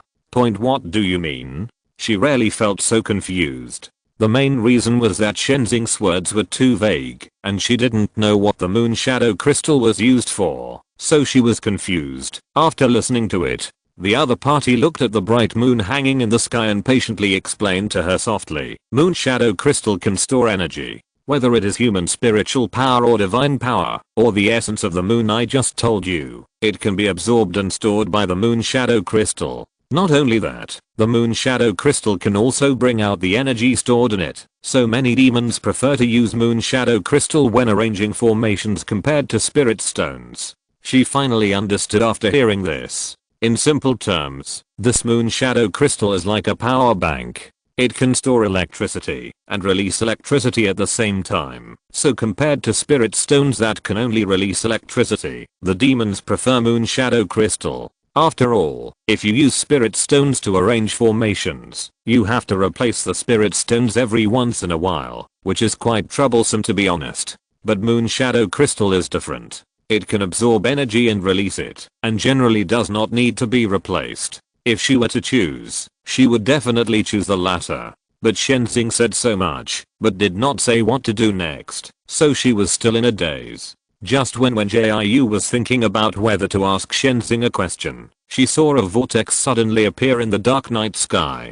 Before she could react, she was picked up by Shenzing and flew towards the unfathomable vortex. For a moment, the sky was spinning, and there was a constant strong wind blowing, and the heart-pounding feeling of weightlessness came over her instantly. This made her close her eyes tightly and hold on to Shenzing's clothes tightly. When she felt the feeling of weightlessness disappear, she bravely opened her eyes. She saw one lush forest after another below, and she was wrapped in a cloud of light white smoke, flying forward quickly under the starry sky. "Old Shen, have you turned back to your original form?" Wen Jiu looked around in surprise. Hearing this, Shenzing suppressed his anger and replied, "What else? You've almost torn my clothes. If I don't change back to my original form, I'm afraid my innocence will be lost." In fact, his words were exaggerated. His clothes were not ordinary clothes. They were clothes he transformed with magic, and there was no way that Wen Jiu could tear them. Unless the other party's cultivation was higher than his, it would be possible to leave some traces. "Not really, I didn't use that much strength." Wen Jiu said this, and then asked belatedly, "Hey, that's not right. Where are you taking me? Have we left the headquarters base of the 13th military region? How did we leave?" She remembered that Yuan Kinga and Lan Zhenio had said before that the passage could only be opened when the moon was full every month. At other times, no matter what method they used, they could not leave the headquarters base, nor could they enter the headquarters base from the outside. After that, Shenzing slowly explained, the formation that isolates the headquarters base of the 13th Military District from the outside world and hides the base, so that it is not discovered by the outside world, is called the Moon Shadow Formation. The Moon Shadow Formation relies on the Moon Shadow Crystal to absorb the essence of the moon to operate, but the Moon Shadow Formation of the 13th Military District is not a complete version, which results in the Moon Shadow Crystals used to operate the formation unable to fully absorb the essence of the moon. There is not enough moon essence in those Moon Shadow Crystals. It is usually the limit to maintain the normal operation of the formation. Therefore, if you want to open the channel, you can only wait for the full moon. Otherwise, if the moon essence is not enough and the channel is forced to be opened, it will cause the formation to go wrong or even lose its original effect. And the full moon of each month is when the moon essence is the most, so the humans in the 13th Military District can only open the channel at the full moon. Wen Jiu understood a lot after hearing this, so you took the Moon Shadow Crystal to absorb the moon essence just now, just to open another channel, to take me away from the headquarters base, right? After the words fell, the other party responded happily, well, fortunately, there is not a small amount of moon essence tonight, so we can open the passage smoothly. But even if the moon essence is not enough, it doesn't matter. I can easily break such a formation. Before she could reply, she saw another high mountain not far away. Then the Mirage River suddenly swooped down, making her feel like she was falling from a high altitude. Chapter 1012 Nine Locks Mountain 1. The imagined fall did not happen, and she landed steadily on the ground. She didn't know why, but she always felt that this forest was different from the previous ones. The moonlight was still cold and the breeze was still blowing. It was just that the spiritual power fluctuations around were much stronger than before. Let's go. Shenzing had transformed into a human again at some point. We'll be there in about a quarter of an hour. After the other party finished speaking, he walked forward. Wen Jiu could only chase him and ask, where is this? Jiusuo Mountain. Shenzing seemed to wait for her to catch up and deliberately slowed down his pace. If you want to enter the Kizun realm, you must climb Jiusuo Mountain. She responded with a vague understanding and then walked and observed the surroundings. The trees here are more lush than those in other places, and each tree is so tall that it is quite shocking. There are also many flowers that she doesn't recognize quietly blooming, and they will sway slowly when the wind blows, as if they are dancing. When she saw a flower emitting a faint red light, she couldn't help but pull Shenzing's sleeve and curiously asked, Old Shen, what kind of flower is that? That is red mountain stone. Eating the petals for a long time can make people look young. The other party frowned with some disdain. Can you stop calling me Old Shen? Hearing this, she immediately showed a bright smile. Okay, then I'll call you Lord Shen. I just don't know if the super powerful Lord Shen can help me collect more red mountain stones. Although she refined a pill that could restore Yuruman's face, Shenzing said that red mountain stones could make people look young. So she had a little idea and wanted to bring some red mountain stones back to give to Yuruman as a gift. After all, restoring one's face and looking young are two different things, and she can't do the latter to the extent for the time being. Which woman in the world doesn't want to look young? We'll talk about this later. I have more important things to do right now. Shenzing quickened his pace as he spoke, as if he didn't want to waste time. Seeing this, Wen Jiu didn't force him, but just followed him silently, because she heard the compromise in Shenzing's tone. The other party was still willing to help her pick some red mountain stones, but there were more important things to deal with right now, and he couldn't waste time here. She was not an unreasonable person, so she didn't pester Shenzing and force him to pick flowers now. Besides, the red mountain stones have always grown there, and it would be the same if she came to pick them later.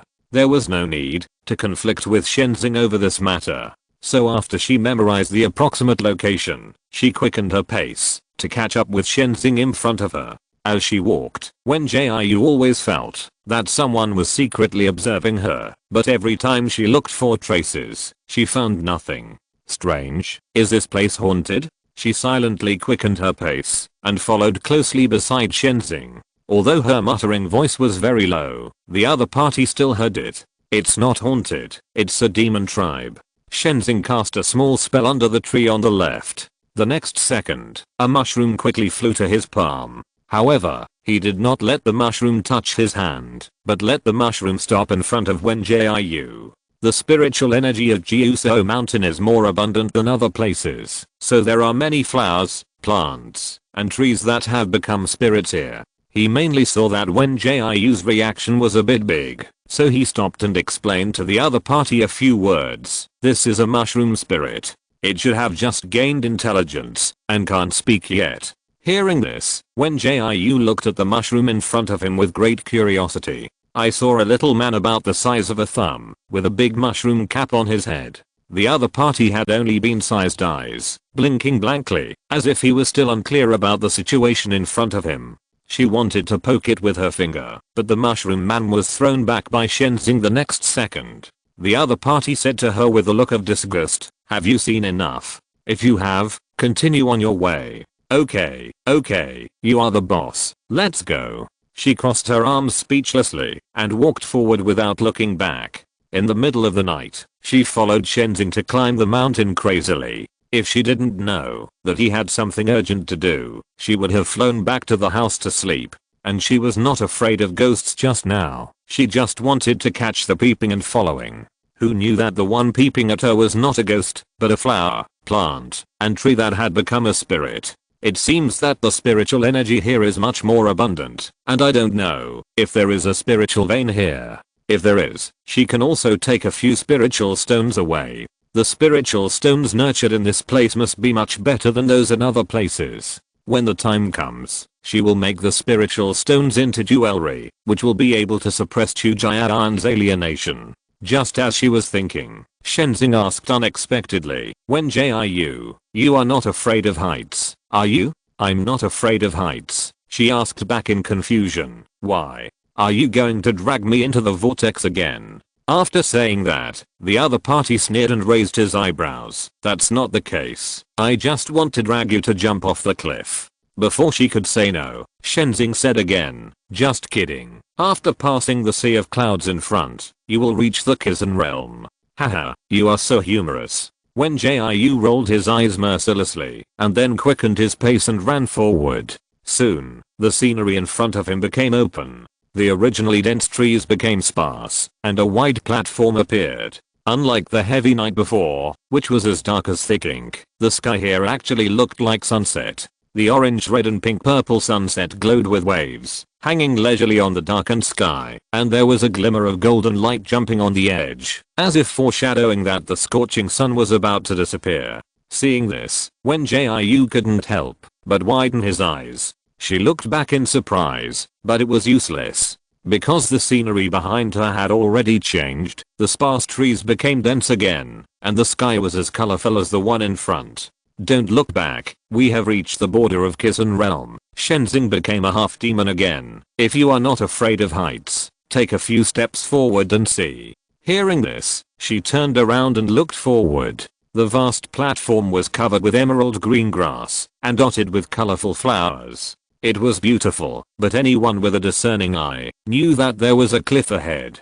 So she turned her head and looked at the Mirage Galaxy again. "Are you sure you want me to take 2 more steps forward?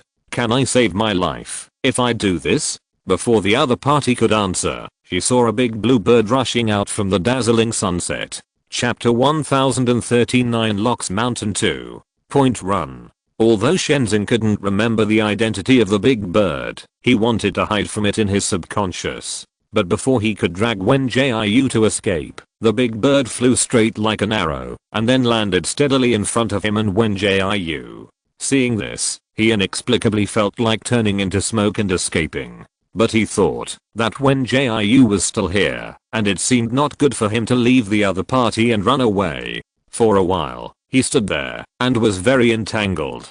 "I just felt that you looked familiar from a distance, and I didn't expect that it was really you." When I flew over, the big green bird shook its head very smartly, and even the emerald feathers on its head moved with it. "Shenzing, you haven't been to Kizan realm for decades, and we thought you had returned to the world.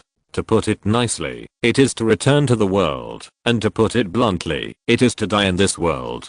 Hearing this, Shenzing only replied indifferently, "Who are you?" Although he really wanted to escape from the bottom of his heart, the blue bird was right in front of him. His self-esteem and pride would not allow him to do such a shameful thing now. So he pretended to be calm and responded to the other party with a cold face. Who knew that, as soon as he finished speaking, the blue bird spread its wings and slapped directly in his direction. Who am I? Who am I?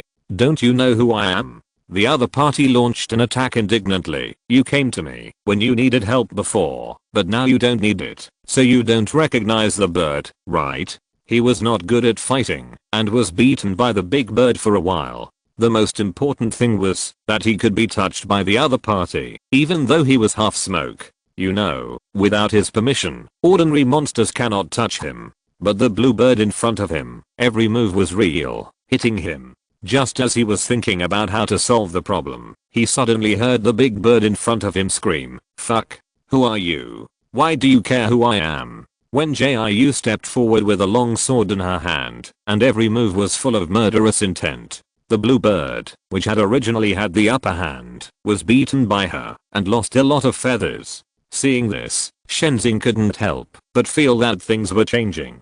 He originally wanted to stand aside and wait for Wen Jiu to solve the big bird.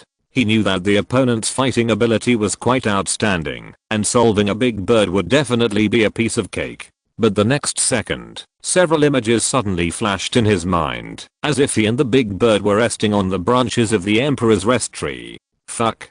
Whose little demon are you? Do you know how to respect your elders? RRR.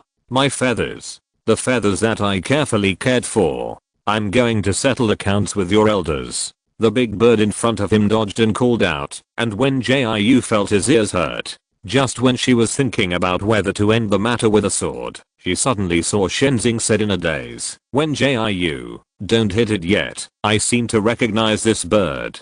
Hearing this, she turned around and put away her sword. The blue bird that was beaten to pieces by her turned into a woman in green clothes in the blink of an eye.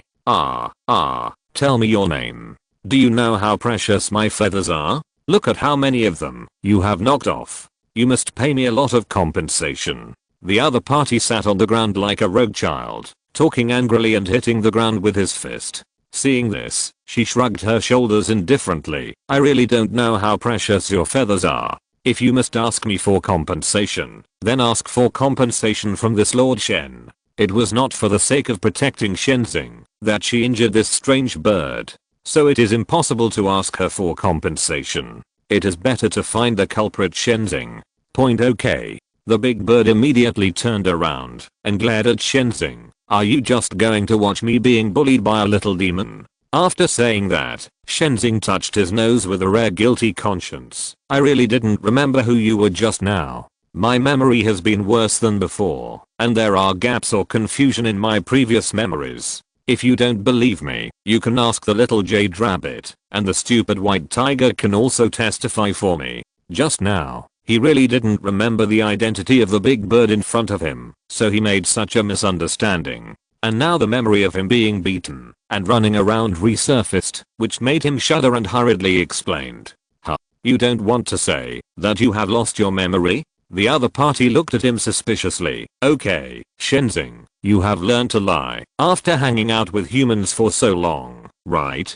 Hearing this, he had to look at Wen Jiu for help. You go and tell King Luan if I have lost my memory. Wen Jiu, who was standing aside to watch the show, was suddenly cold. He raised his finger and pointed at himself in confusion and asked, "Are you sure you want me to say it?" She didn't mind speaking for Shenzing, but she couldn't control her mouth. What if she accidentally said something wrong and the other party fainted from anger? Wait, Shenzing mentioned King Luan just now. This big bird in front of her, who was playing tricks like a child, turned out to be the mythical bird King Luan in mythology and legend?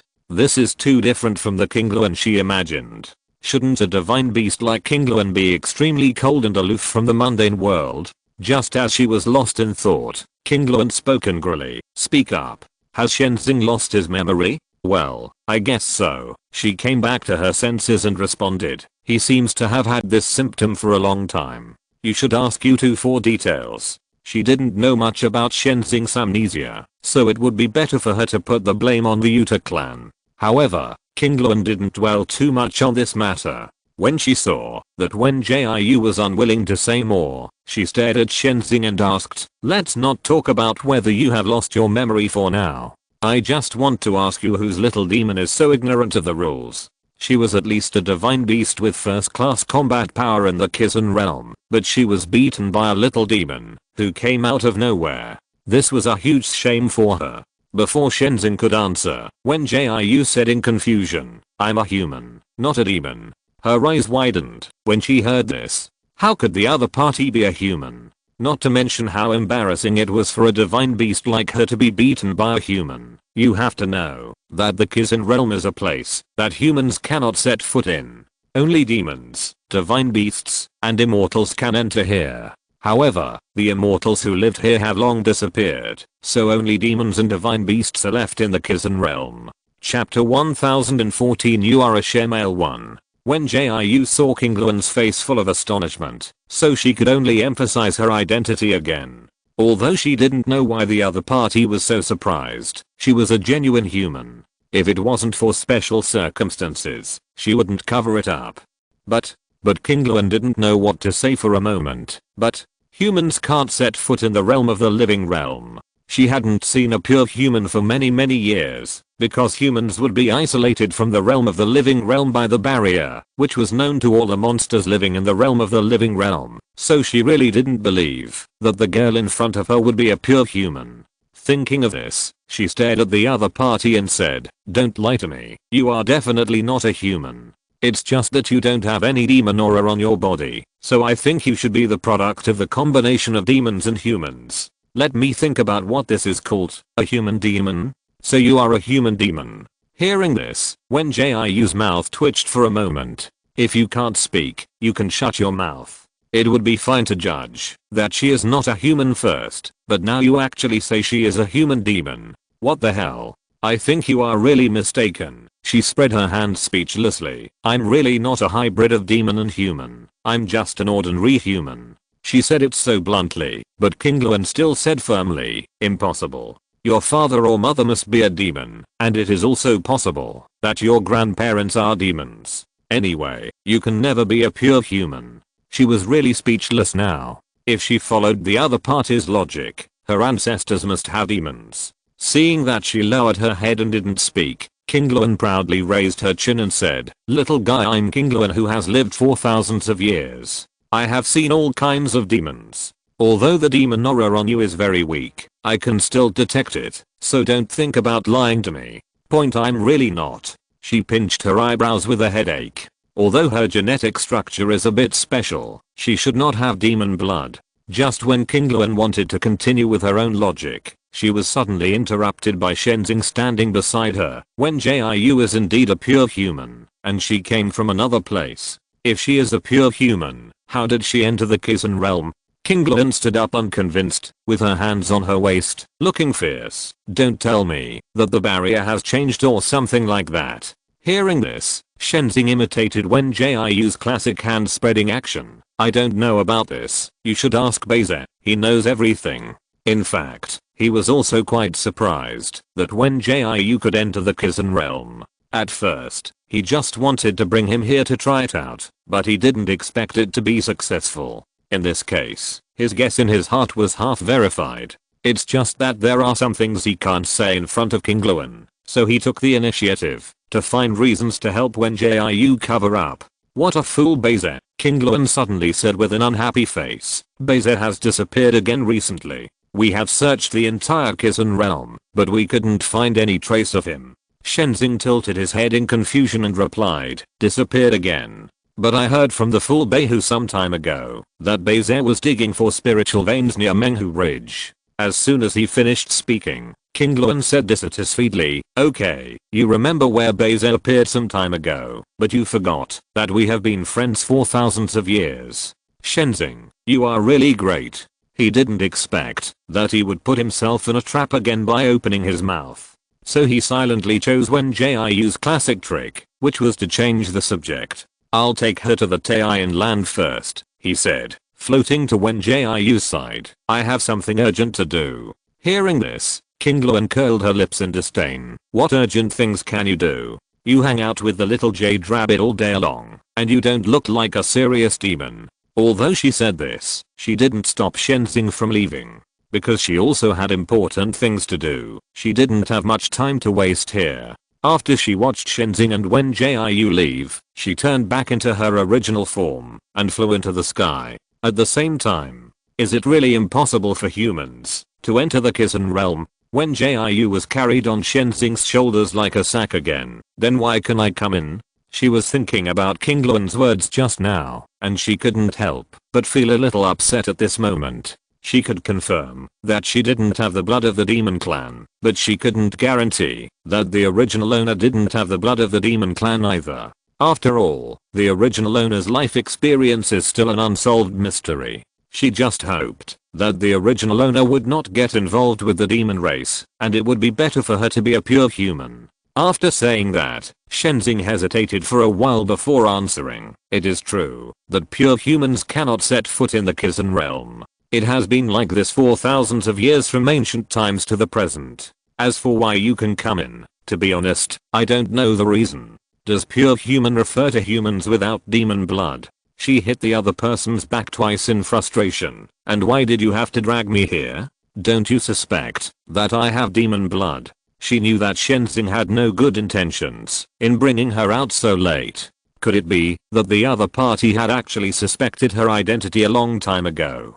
Hearing this, Shenzing replied to her lightly, yes, all children born from the combination of demons and humans will have a part of the demon blood. It's just that this blood can only be inherited for 3 generations at most, and it will not exist in future generations. In the past, when there were humans living on this planet, it was very common for demons to combine with humans. It's just that after those humans gradually disappeared, there were very few cases of demons and humans combining with each other.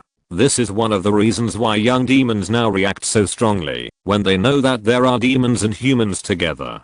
Because they don't see it often, they feel strange. I understand. Wen Jiu sighed helplessly. In short, I may have the blood of the demon race. Either one of my parents is a demon, or one of my grandparents is. Wait, don't try to change the subject with me. First, tell me why you have to drag me out tonight. Have you suspected that I'm a demon for a long time? She would not be fooled by miraging. Changing the subject didn't work on her. The other party was silent for a while, and then said helplessly, yes, and no. Because I didn't doubt you before. It was only when I saw you take out the moon shadow crystal today that I suspected whether you were related to the demon race. Chapter 1015. You are a shemale too. The gorgeous sunset glow was truly fascinating, but Wen Jiu was not in the mood to appreciate it. Ever since she knew that the Kizun realm was inaccessible to pure humans, she had an indescribable feeling of depression. Even when the Mirage Galaxy allowed her to see the scenery, she just closed her eyes and thought about life silently. The genetic experiment had already made her speechless, and if she was given the buff of the demon race's bloodline, she would really be depressed to the bottom. She just wants to be a human being. Is it so difficult? Wen Jiu, don't be silent. Shenzing spoke again, trying to cheer her up. It's no big deal. If you are a demon, it will be smoother for you to do business with various demon tribes than with pure humans. Besides, it's not certain whether you are a demon. Don't forget that immortals can also enter the realm of truth. You should know what immortals are, right? After you humans become immortals, you are honored as immortals or masters. So it's not very accurate to say that pure humans can't enter the realm of truth. He just guessed that Wen Jiu had a relationship with the demon tribe. As for whether he had demon blood, it was not certain yet. But from his point of view, he hoped that Wen Jiu had demon blood, so that he would feel more at ease when he did business with the Jade Rabbit tribe. After all, compared with those complicated humans, he still believed in the demon tribe who had no tricks. In fact, to put it bluntly, he had a filter for the demon tribe. Hearing this, Wen Jiu sighed heavily. You are right. It is not a big deal to be a demon. It is just that her life experience is a little complicated. She was not a person who was easily depressed, so she quickly figured it out and returned to normal. Even if she is really a demon, so what? There will be no discrimination these days, right? The human race has been united, so what if she has the blood of the demon? Can she still be disliked for this? If so, don't blame her for hitting hard. Besides, what Shenzing said makes sense. If she really has the blood of the demon, it will be smoother to do business with those demons in the future than with pure humans. Thinking of this, her mood also eased a lot. By the way, what is the Taiyan land you just mentioned? After she recovered now, her curiosity returned. She remembered that Taiyan seemed to be another name for the moon. Could it be that Shenzing was looking for the moon shadow crystal? Was the other party so eager to help the 13th military district? Hearing this, Shenzing explained in a low voice, the Taiyan land is where the moon shadow crystal was born, so it can only be found there. The reason why the formation of the 13th military district had problems is because their moon shadow crystal is of poor quality. After hundreds of years of use, it can no longer absorb the essence of the moon, which makes the entire formation unable to maintain normal operation. He went to Taiyan land to find the moon shadow crystal on the one hand, and to verify Wen Jiu's true bloodline on the other. After all, many things are invisible to the naked eye, and can only be verified by special means. The two chatted like this, and soon arrived at their destination. Taiyan land is the place closest to the moon. Unlike the colorful sunset before, there is only the cold moonlight that calms the heart and the quiet night sky that stretches as far as the eye can see. When Jiu looked around curiously, there seemed to be no flowers, plants, or trees here, only cold blue stones. Even the ground she was standing on was a gray stone floor, without even a single wildflower or weed. Let's go. The place ahead is where there are the most moon shadow crystals. Shenzing pointed to a bright spot not far away. We can find a few pieces of moon shadow crystals of medium or high quality to take back, which will be enough to maintain the formation of the 13th military district for hundreds of years. Hearing this, she followed closely behind him. After a few minutes, a large area of crystals with a light purple glow appeared in front of her. The light intertwined with the bright moonlight, and for a moment it was so beautiful that she couldn't take her eyes away. However, Shenzing walked to the center of the crystals scattered on the ground, as if it was commonplace, and then picked up a few crystals at random. These few pieces, it should be enough, the other party said, and put the moon shadow crystals in his pocket. Do you want to take a few pieces back? Hearing this, Wen Jiu nodded without thinking and said, yes, of course I must take them back. These moon shadow crystals are also rare spiritual treasures, so of course she has to take a few pieces back to study them carefully. So she ran over and started to pick the moon shadow crystals. She was so immersed in joy that she didn't notice that Shenzing was standing by and observing her. His eyes were focused on her hands, and his slightly frowned brows seemed to be thinking about something. Hey, old Shen, it shouldn't be too much for me to take 7 or 8 pieces, right? After saying that, she picked up a piece of moon shadow crystal, then turned her head to look at Shenzing, wanting to ask for his opinion. After all, it was Shenzing who brought her here. Although there were many moon shadow crystals to take, she still had to respect him. Of course, she was not particularly greedy, she just wanted to give one piece to each of her family and friends. But she asked repeatedly 2 or 3 times, and Shenzing did not respond to her. Seeing this, she pouted in a wronged manner. Hey, you asked me to pack a few pieces to take back. Don't say you're reluctant to give them to me now. If you want to take them, take them. I can't use up all these. The other party finally came to his senses. It's definitely okay to take 7 or 8 pieces. Wen Jiu immediately changed her expression to joy when she heard this, and then she lowered her head to continue selecting the moon shadow crystal. However, what she didn't know was that the look in Mirage Xing's eyes when he looked at her had become complicated. After about a quarter of an hour, she clapped her hands with a smile, then stood up and looked at the Mirage River. I've chosen. Where are we going now? Should we go back to the 13th military region, or do you have something else to do? Let's go back to the 13th military region first. The other party's mood inexplicably dropped, and even his eyes deliberately moved to the other side. After all, they took out the token given by Emperor Xiu, and now Emperor Xiu has fallen into a deep sleep, so I can only help with this favor. The sooner we finish, the sooner we can go back to Emperor Xiu Valley.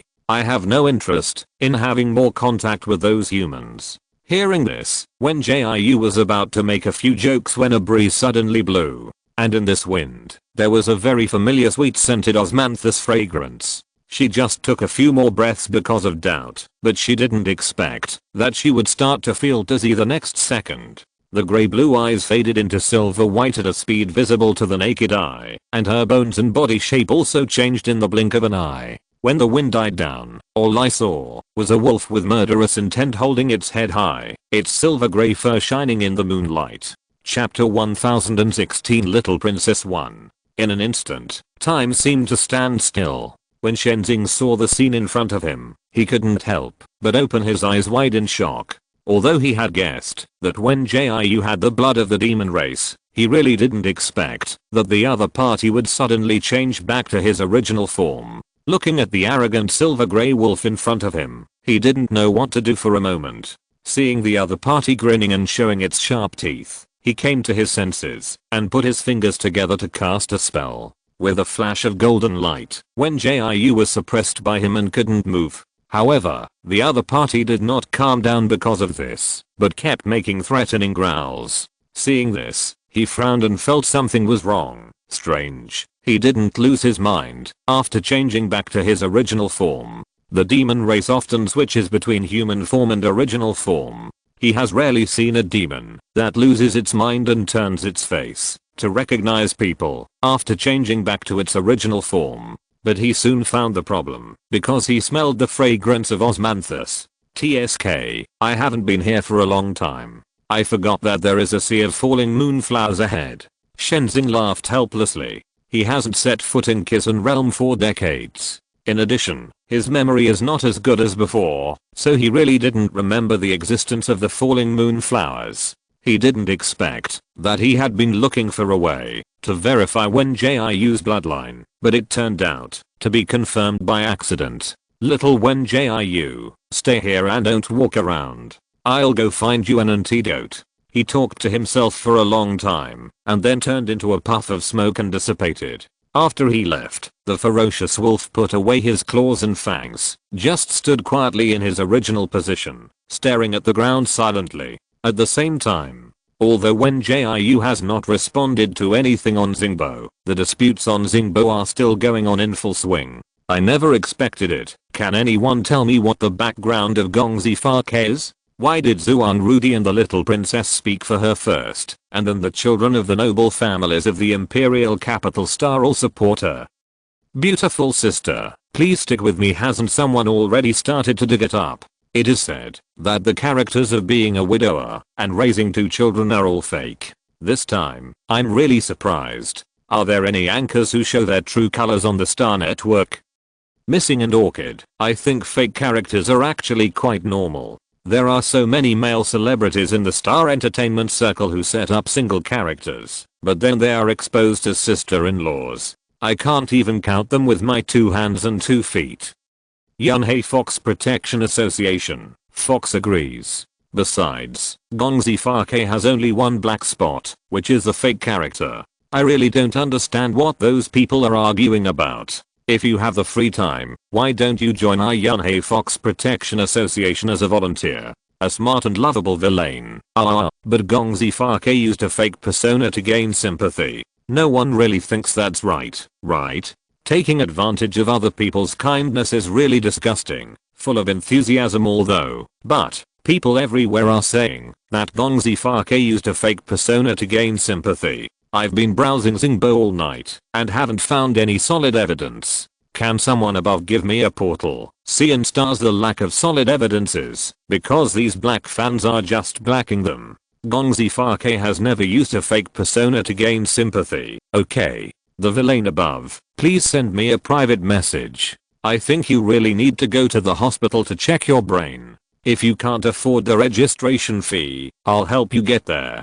Travel the world after drinking sake. Damn. It's actually a live little princess. Rub against the little princess in the front row. Do you want to dance? Oh, I'm late. Caught a live little princess. I didn't expect the little princess to be a fan of Sister Farke's smart and cute villain. Is the so-called little princess such a low quality person? I just said a few words about what I ate, and you are so eager to make personal attacks. I don't know what your mother, who is the queen of the planet, and your father, who is the commander, think. The luxurious crystal chandelier is shining with dazzling light, and the coral pink satin curtains are drooping with round pearls, blocking the huge floor-to-ceiling windows tightly. The extremely soft rabbit fur carpet is spread all over the room, and all kinds of cute plush toys are scattered all over the floor, and there are pillows of various shapes sandwiched in between. If you look carefully, you will find that the pillows are all hand embroidered, and the words Yun Yeo are embroidered on the edges with gold thread. HMPH, these people are so annoying and boring. As a clear and pleasant female voice sounded, a girl with black hair and green eyes emerged from the pile of dolls. She was wearing a grey pink lace nightgown and a playful and cute headband on her head. Seeing stars. Sorry, my mom only saw it and said that the scolding was good. My dad saw it and rushed home overnight to ask me why I didn't go offline to confront you. Pumpkin Big Guanan. Damn, so awesome. The little princess is worthy of being a little princess. Runaway princess. I suddenly want to change my Zingbo nickname. I'm not worthy of being a princess at all. Do real princesses always speak so domineeringly? Do you want to eat cotton? Is there really someone here who is a maid and licks the little princess? Is there really someone who doesn't know that the little princess is actually a derogatory name? I'm speechless. Is there anyone who doesn't know the little princess's dirty laundry? She hangs up amateurs on Zingbo and insults the first military region. Is such a person worthy of you to rush to lick? Seeing this, Yun Yeo couldn't help but sneer. She is such a reckless person. Even the King of Heaven can't control her.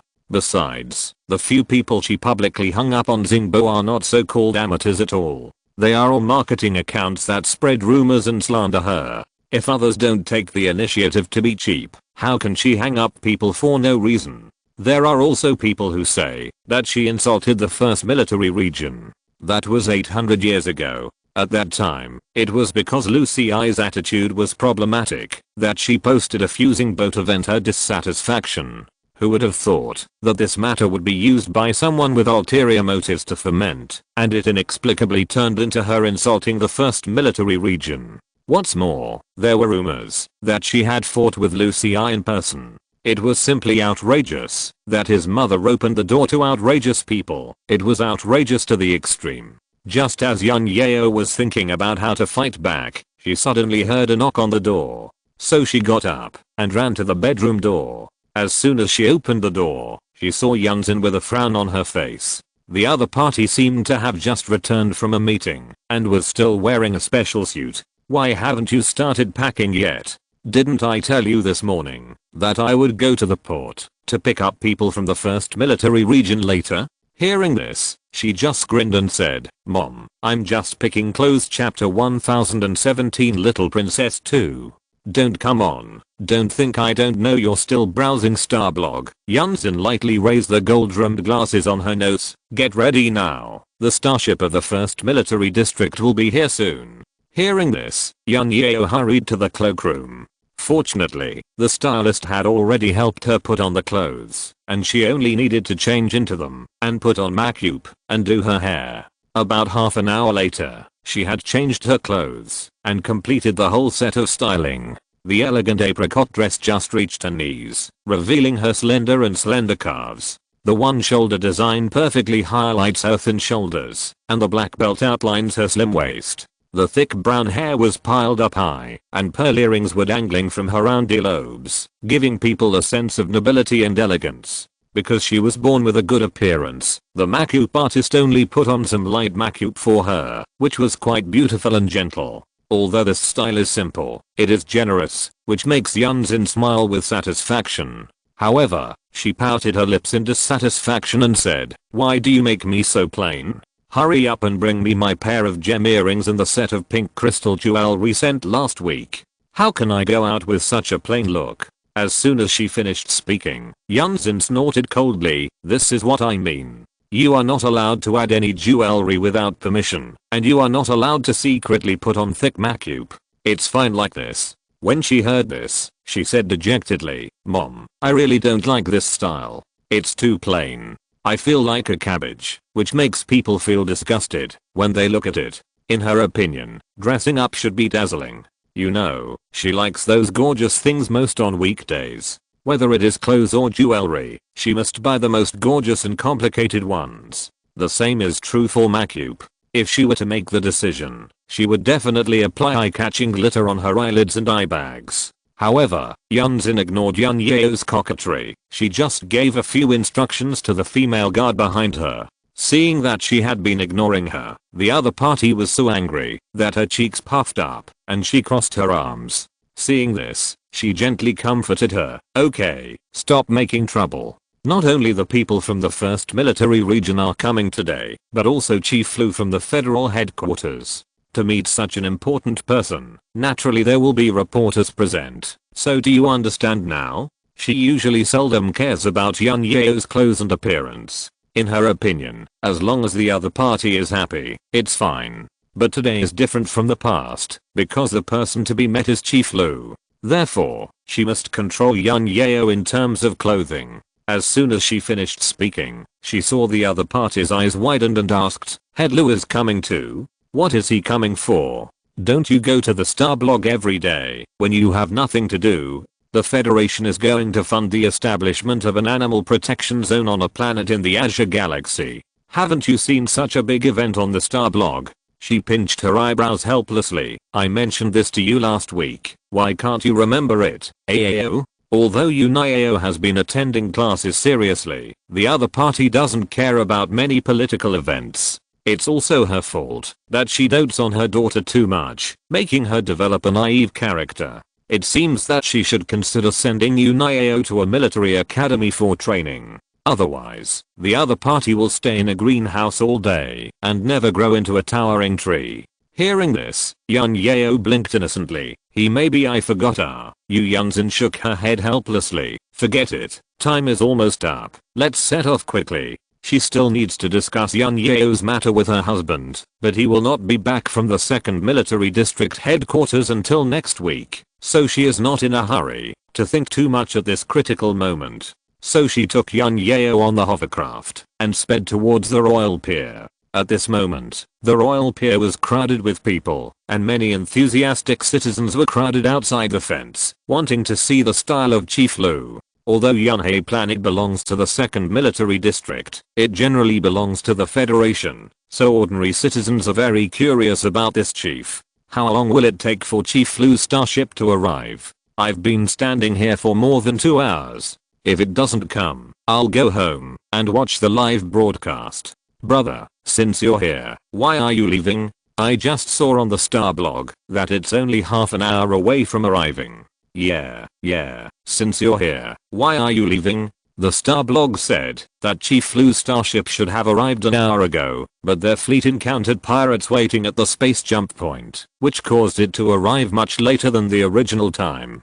Damn, are pirates so bold now? Chief Lu must have brought enough guards with him when he went out. This time, there are people from the 1st Military District with him, and I'm afraid those pirates will never come back. That's right, everyone knows that the 1st Military District starships and mechas are top notch. Even our 2nd Military District can't compare to them. Brother, just say what you want. Don't step on our own people. The equipment of the 2nd Military District is a little worse than that of the 1st Military District, but the overall strength is still comparable to that of the 1st Military District. Yes, I just had a brainstorm. Don't mind it, young lady. Oh, by the way, do you know that when President Lu came to visit us this time, he also brought the mysterious young Master Lu with him? Really?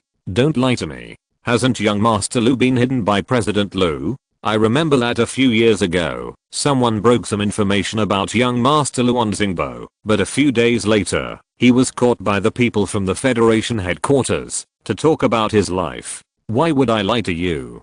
This is the news just released by the official blog of the Federation headquarters, saying that President Lu and his young son went to visit Yunhei Planet together. The citizens who came early were bored from waiting, so they chatted with each other. Everyone was a little uninterested at first. After all, anyone would be depressed if they waited for a long time. Until someone said that President Lu would bring his family with him. It immediately aroused the appetite of countless citizens and made them 200% alert in an instant. At the same time, Yunzin and Yun Yeo finally arrived at the royal port. After the two of them waited for the hovercraft to stop, they entered the port through the VIP channel and went straight to the lounge. There were countless soldiers guarding the port from inside and outside to prevent strange people from sneaking in and causing damage. In addition, the royal port stopped operating today so that the fleet of President Liu could enter smoothly. Yun Yeo kept her smile as she was asked so that the reporters could take beautiful and decent photos of her. But this was really a huge torture for her. So she kept smiling and asked in a very weak voice, "Mom, how long do I have to smile like this?" If you're listening to this novel on a channel other than Fanfic World, it means they downloaded and uploaded it without effort. We cordially invite you to visit our channel, Mundo Fanfic Novelos. There you'll find the original version of this story and you can explore many other novels of various genres. We're waiting for you to immerse yourself in a world of incredible novels. Chapter 1018 Little Princess 3. Hearing this, Yunzin could only maintain a calm smile and gently put her arm around Yun Yeo's shoulders, showing a harmonious mother-daughter gesture.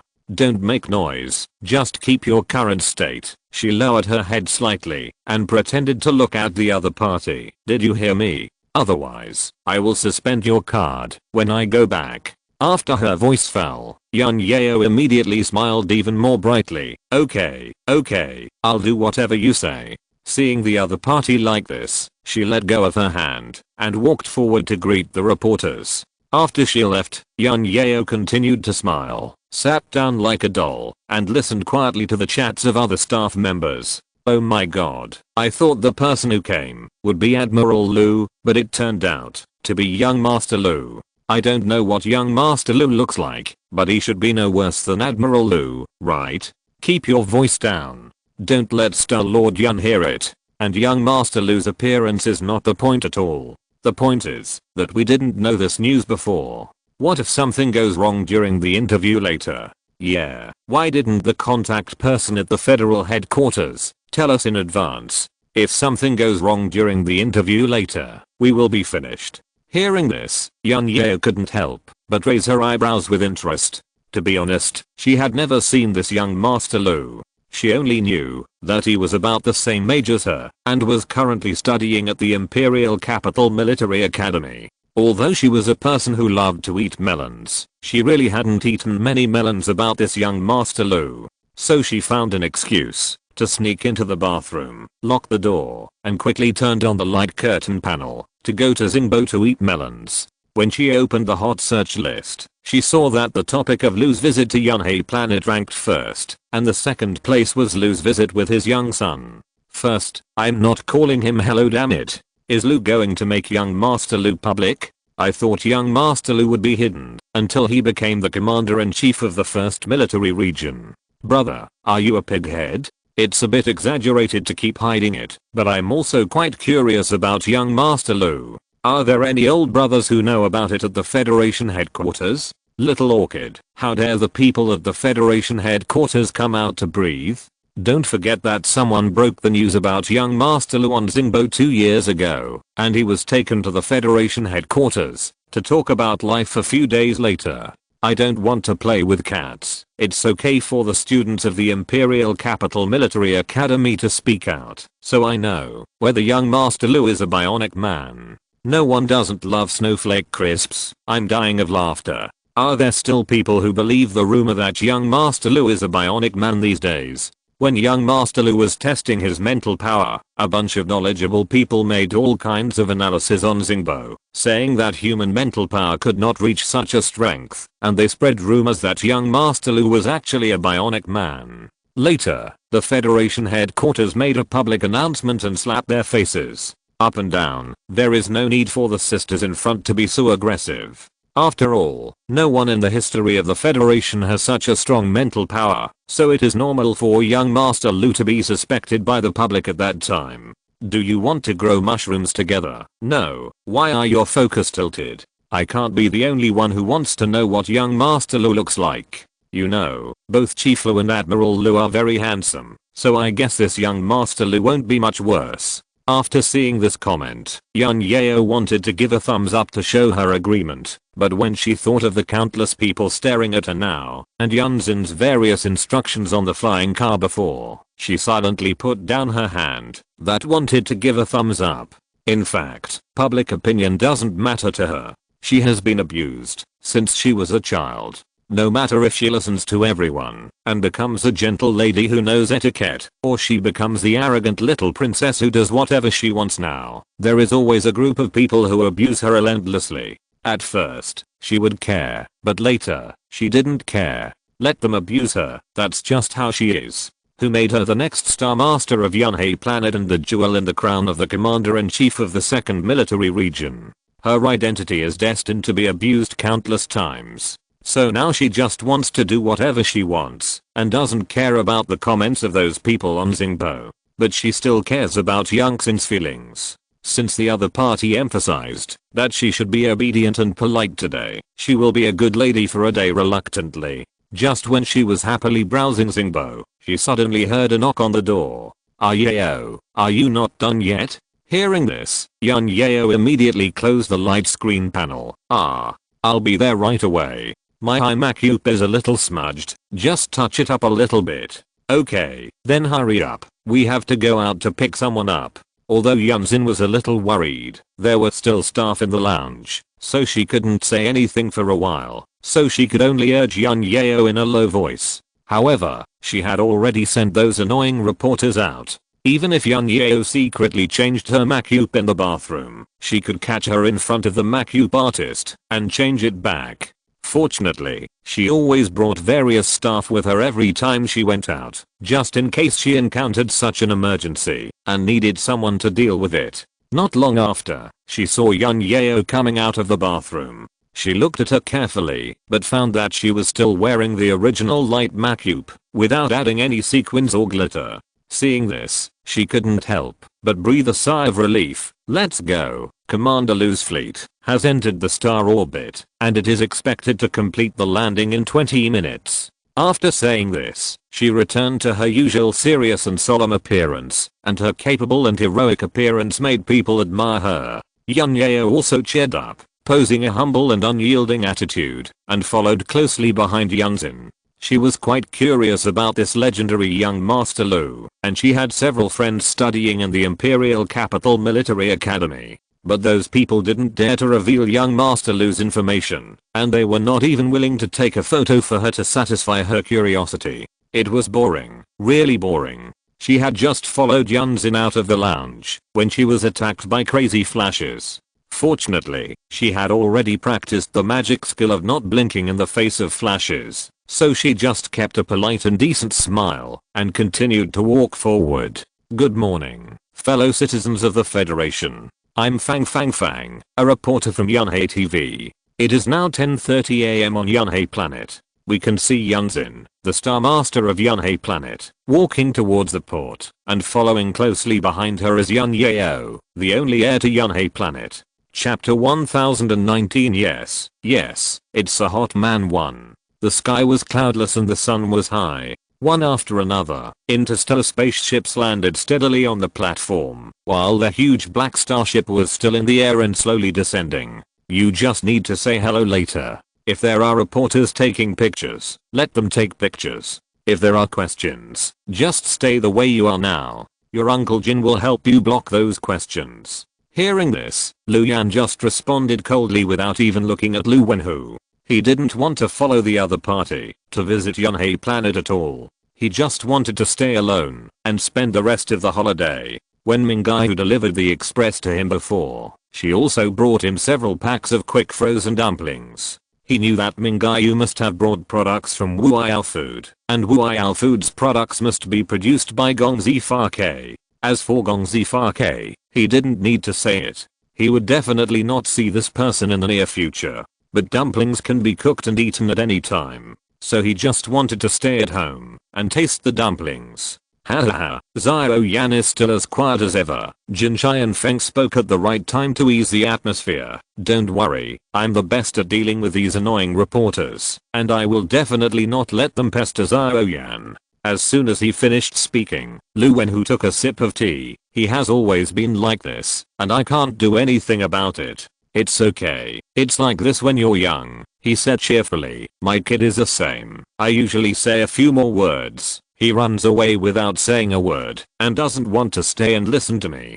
So Xiao Yan is still good like this. At least he is willing to listen to you finish your words. He is still very good at easing the atmosphere and breaking the awkwardness. So he immediately took out the example of his relationship with his son and talked about the dispute between the young master of the Mu family and the young master of the Ming family some time ago. Lu Wenhu would respond to him from time to time out of politeness, but Lu Yan kept lowering his head and clicking on the light screen panel. Seeing this, he just pretended not to care and continued talking while checking Lu Yan's expression with his peripheral vision. It happened that the other party stroked the hair beside his ears at this time, and he caught a glimpse of the silver white rose earrings. So he immediately asked with a smile, "Huh, I remember that young Master Lu has always worn jadeite earrings. Why did you suddenly change to this kind of silver threaded material?" Jadeite is a kind of gem that Milixing specially supplies to the federal headquarters. It is a very pure blue color without a trace of impurities, like a clear lake, so it is very popular with powerful officials.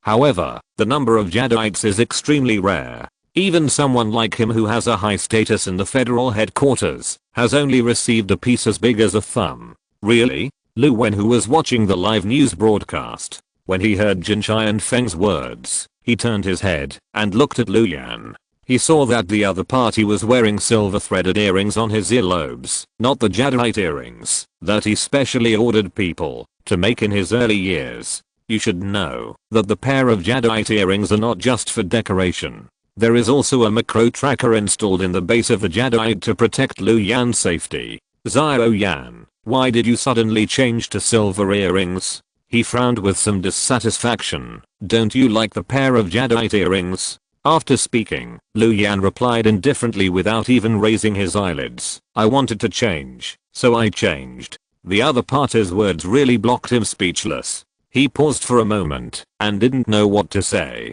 Seeing that the atmosphere became awkward again, Jin Chai and Feng hurriedly opened his mouth to make up for it. Xiao Yan is old. It's normal to have his own ideas. The one in my family is also like this. It's a rebellious period, that's it. However, Lu Wenhu did not pick up his words, but only lowered his eyes and didn't know what to think. Seeing this, he silently opened a bottle of champagne in his heart. Although everyone said that Lu Yan was the son who looked most like Lu Wenhu, he was the one who always stood firmly on Lu Xi's side.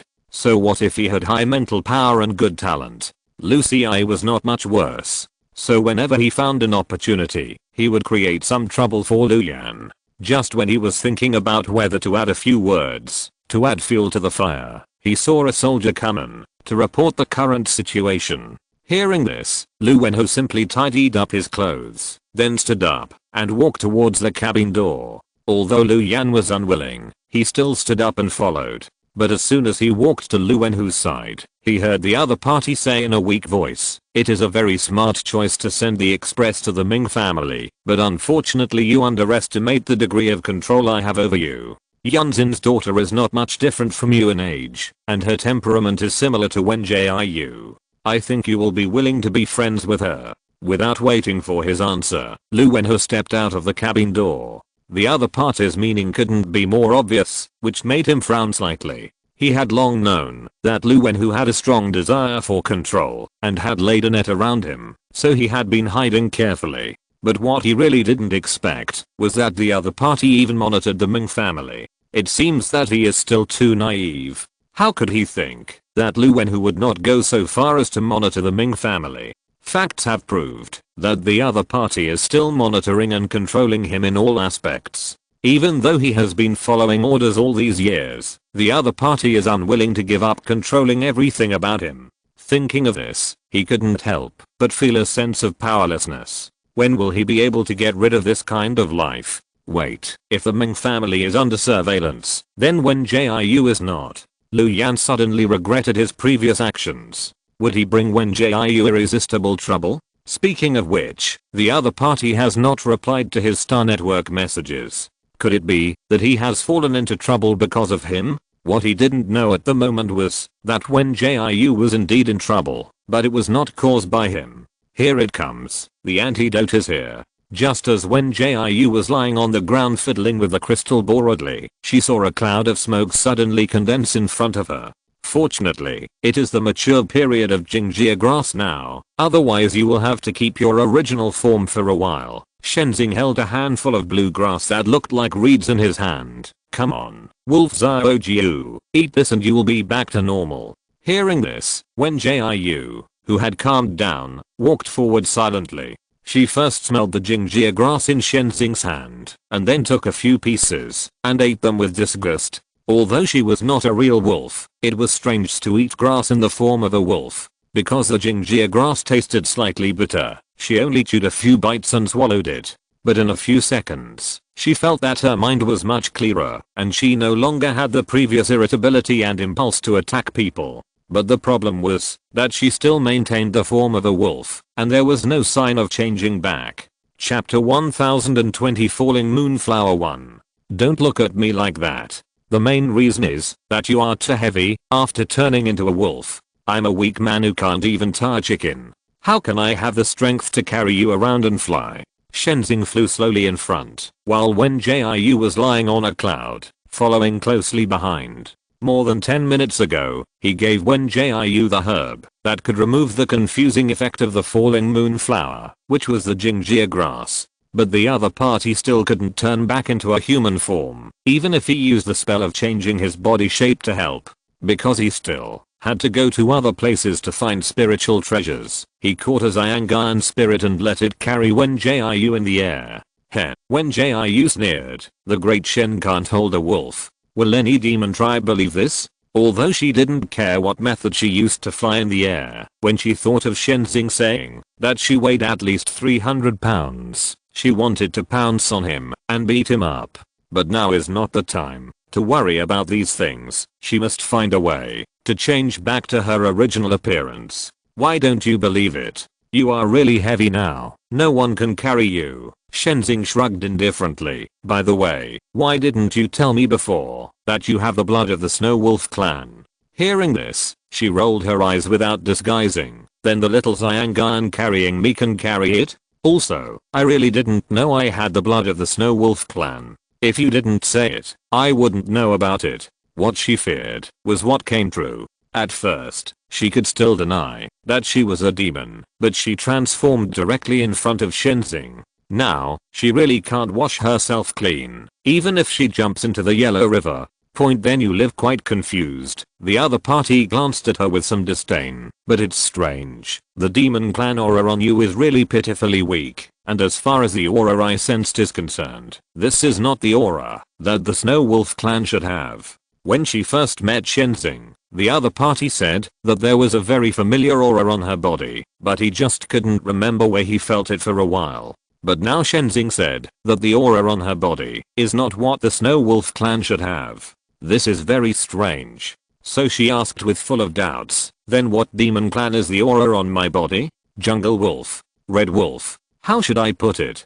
Shenzing rarely showed a distressed look. You not only have the aura of the Snow Wolf clan, but also mixed with a special aura that makes me feel very familiar, but I can't remember it. His body is a group of traceless smoke. He was born between heaven and earth, and merged into heaven and earth, so he can sense the aura of all things in the world. The aura he sensed on Wen Jiu was a mixture of several auras. He could distinguish two types at the moment, namely the human aura and the Snow Wolf aura. As for the rest, he really couldn't remember where he had seen them before. I'm listening to your words, Wen Jiu said, his head hanging in silence. Let's not talk about this anymore. You should teach me how to change back first. She couldn't keep the wolf form forever, and she wouldn't live on the desolate planet. She was going to return to the human world. So the most important thing at the moment was to let her change back to human form. Hearing this, Shenzing replied helplessly, how should I teach you this? The magic of the demon tribe to change into human form is all learned by nature. He wanted to help Wen Jiu change back, and he even used the magic of transformation, but it didn't work on the other party, so he really had no other choice. Besides, He was an old demon who had lived for thousands of years. How could he know how to teach a little demon to change his body shape? In his opinion, isn't this skill something that people are born with? Does that mean I have to keep the appearance of a wolf? The more Wen Jiu thought about it, the more painful it became. Help me, I have to go back to the human world. Hearing this, Shenzing was helpless. However, when he saw Wen Jiu's heart-end look, he rarely felt a trace of pity for him. After thinking seriously for a moment, he looked at the other party and said, how about this? Let's solve the problem of the 13th military region as soon as possible, and then I will take you back to DXIU Valley to pick the DXIU fruit. Doesn't the DXIU fruit help you forget your sorrow? Wen Jiu asked with a puzzled look on his face. My problem now is to change back to human form, not to make myself forget my sorrow. She is not someone who likes to escape from reality. She still likes to face problems and work hard to solve them. After she finished speaking, she saw Shenzing shook his head and said, that's wrong.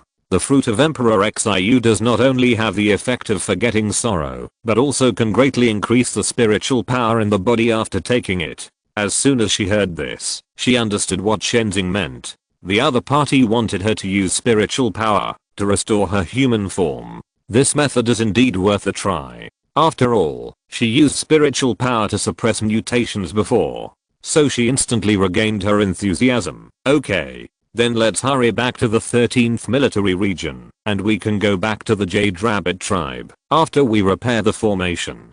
Point, I know you are in a hurry, but don't worry. Shenzing raised his mouth helplessly. We are still missing a spiritual treasure to repair the formation. We can go back after we find it. Do you remember that the spiritual treasure they used as the center of the formation is newer stone? Unfortunately, there is no newer stone here. Only DXIU Valley and Menghu Ridge have newer stone. So if we want to repair the formation as soon as possible, we need to find another spiritual treasure as a substitute. Although he could fly back to DXIU Valley or fly to Menghu Ridge to find newer stone, this method was too troublesome for him, so he decided to use another spiritual treasure as the new center of the formation. There is no other way. The principle of proximity. Anyway, there are treasures everywhere in Kizun Realm, and it is still easy for him to find a substitute. After speaking, Wen Jiu just hung his head and responded. The auspicious cloud that carried her was as soft as cotton, causing her to feel sleepy while lying there. But just when she was about to close her eyes, she suddenly remembered something important. When she was waiting for the Mirage River to find the moon shadow crystal, she smelled a very familiar sweet scented osmanthus scent, and then she lost her mind and became what she is now. Later, the other party gave her junkyard grass, and when her mind was clear again, he told her that it was the scent of the falling moon flower. Many little demons would be confused and lose their minds and turn back to their original form after smelling the scent of the falling moon flower. The first thing she could confirm was that she had never seen the falling moon flower and had never heard of it before. But she had smelled this scent on Lu Zuang more than once. Chapter 1021 Falling Moon Flower 2. Although this fragrance is very similar to the fragrance of osmanthus, the former tastes sweeter than the latter, just like a layer of white sugar sprinkled on a cake. Because Wen Jiu was influenced by the snow wolf gene, her sense of smell is also quite sensitive. She can say with certainty that the fragrance on Lu Zuang's body at that time was indeed the fragrance of the falling moon flower. However, in order to improve the medicine for Yuruman, she had looked through all kinds of well-known plant illustrations and did not find any records about the falling moon flower. So the question is it that she is not talented enough, or is there another hidden story? Thinking of this, she looked at Shenzing and asked, Old Shen, besides the Tai inland, where else can the falling moon flower grow? It's hard to say. The growing conditions of the falling moon flower are quite harsh. Shenzing thought she wanted to take the falling moon flower back to the human world, so he made up several reasons to persuade her not to take the falling moon flower away. The first thing that must be satisfied is spiritual energy. The falling moon flower only grows in places with abundant spiritual energy. Therefore, where the falling moon flower grows, there will generally be other natural treasures.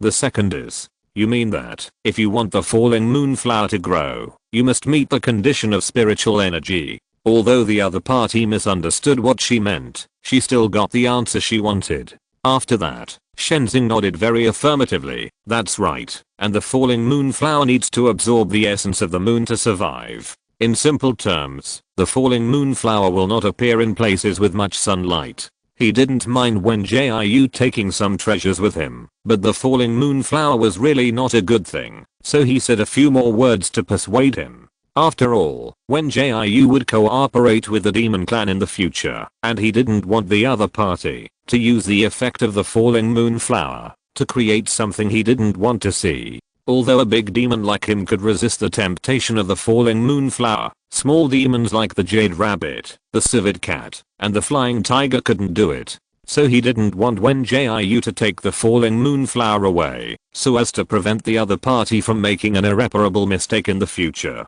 Fortunately, Wen Jiu didn't mean to take the falling moon flower away. After asking a few questions, the other party lay on Xiangan and took a nap.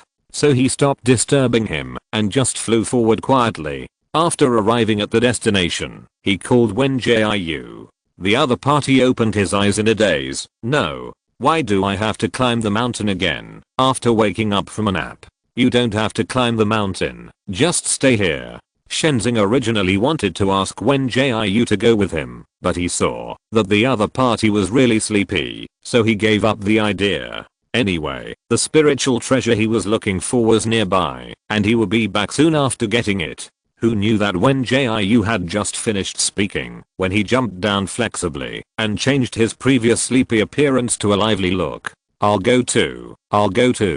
The other party had adapted to the wolf form and shook his wolf hair while speaking. Seeing this, he raised his eyebrows and walked towards the direction of the spiritual treasure. Wen Jiu thanked Zhao Xiangan and then took a step and followed closely. In fact, she didn't want to come at first, but she thought that she still had to maintain the waveform for a while, and even if she was unwilling, she couldn't change it in a short time, so she might as well experience it. After all, not many people can have the feeling of being a wolf, so she took the rare opportunity to experience it. There was no way. She was just such an optimistic person, and she could always find fun in difficult situations. Old Shen, what are you going to find to replace the newer stone? Shenzing would forbid Wen Jiu to use such a name at first, but later, after getting along for a long time, he was too lazy to correct him. Because he knew that no matter how many times he said it, Wen Jiu would still shout it in his own way, so he didn't want to care. Taishan stone, do you know what it is? He took Wen Jiu through a forest and came to a desolate platform. Looking around, it was full of stones. But this seemingly ordinary stone is Taishan stone that can suppress evil spirits. The main reason was that he was too lazy to run too far to find newer stone, so he adopted the principle of nearby to find Taishan stone. Anyway, the effects of the two are not much different, and it won't go wrong to use either one. Wen Jiu selected a few pieces of Taishan stone as usual, and put them into the Ziji space, and then waited until Shenzing finished selecting, before returning the same way. She was very curious about how the other party, who didn't have a storage device like the wisdom ring, could have stored the moon crystal and the Taishan stone. Thinking of this, she asked, Old Shen, are your sleeves bottomless pits? How come those things disappeared when you waved your sleeves? Hearing this, Shenzing glanced at her speechlessly. What nonsense are you talking about? I used magic to store them. So that's how it is, I was saying. She walked forward slowly without caring. This thing can't disappear out of thin air. The main reason was that she knew very little about the magic of the demon clan, so she just guessed that the other party used magic, but she didn't know what kind of magic it was. The two chatted like this and soon walked back to the place where they originally landed. The little auspicious cloud stayed obediently where it was, with an obedient look of letting others do whatever they wanted, which was very lovable. As soon as it saw Wen Jiu appear, it immediately flew over. Seeing this, Shenzing couldn't help but say sourly, TSK, when I was looking for these little auspicious clouds before, they all avoided me. I've never seen a little auspicious cloud so enthusiastic. As soon as he finished speaking, Wen Jiu retorted, that's because you are fierce. Who wouldn't run away when seeing you? The little auspicious clouds are so cute, don't scare them. Haha, am I fierce? He returned to half demonization with a speechless face. Forget it, I won't bother with a little wolf like you. Let's go back to the 13th military region. Although the passage of time in the Kizan realm is different from the outside world, they have been out for a long time. What if the Yuan brothers and sisters came to look for someone in the middle of the night and found that he and Wen Jiu were not in the room? It would be very troublesome to explain at that time. Wen Jiu didn't have any objection to this, but she was thinking about a problem. That is, how should she explain that she suddenly turned into a wolf? What's the big deal? I don't think they believed you were human. Shenzing spread his hands disapprovingly after learning what she was thinking. Don't think too much. We are here to help them. Even if they are unhappy, they have to endure it. Besides, I'm a demon, and they didn't react much. Don't think they are too fragile. They are different from you. They have known about the existence of demons since they were young, and they have dealt with them from time to time. Hearing this, she felt relieved. So she lay on Xiaoxiangan and crawled all the way back to the 13th military region. Chapter 1022 Repairing the Formation 1. It must be said that Shenzing is really capable. He easily solved the formation of the 13th military district and then took Wen Jiu back to the residence of the Yuan brothers and sisters. The soldiers patrolling on the road did not find their traces, nor did they find any unusual movements in the formation protecting the 13th military district. It was more than an hour before dawn, so he naturally had to go back to his room to rest for a while. But before he was about to go back, Wen Jiu grabbed his clothes with his claws. Seeing this, he couldn't help but stop curiously. What's wrong?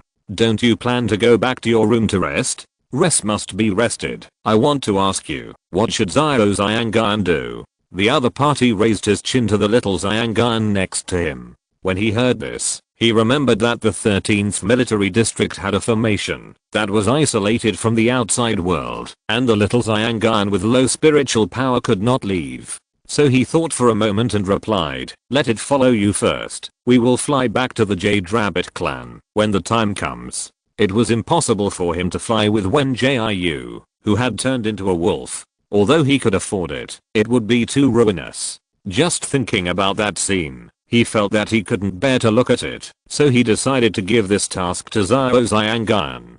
Okay then, Wen Jiu licked his paw. Xiaoxiangan, go, let's go have a rest. She had long noticed the disdain in Shenzing's eyes, so she didn't mean to drive Xiaoxiangan away. It didn't matter if the other party didn't want to carry her, she still had the cute Xiaoxiangan. After the two reached an agreement, they went back to their rooms and slept until dawn. Oh my god. Where did this come from? Yuan Kinga had just finished washing and walked out of the door when she saw a silver white wolf. She subconsciously took out a gun, and her expression was quite serious, as if she was ready to fight. But the next second, she heard the wolf say, it's me, Lenki. She thought she had heard it wrong for a while, so she stood there with the gun in her hand in a trance. It was not until the other party spoke again that she came back to her senses and confirmed that the wolf in front of her was really Lenki. So she put down her gun in confusion. Miss Leng, how did you become like this?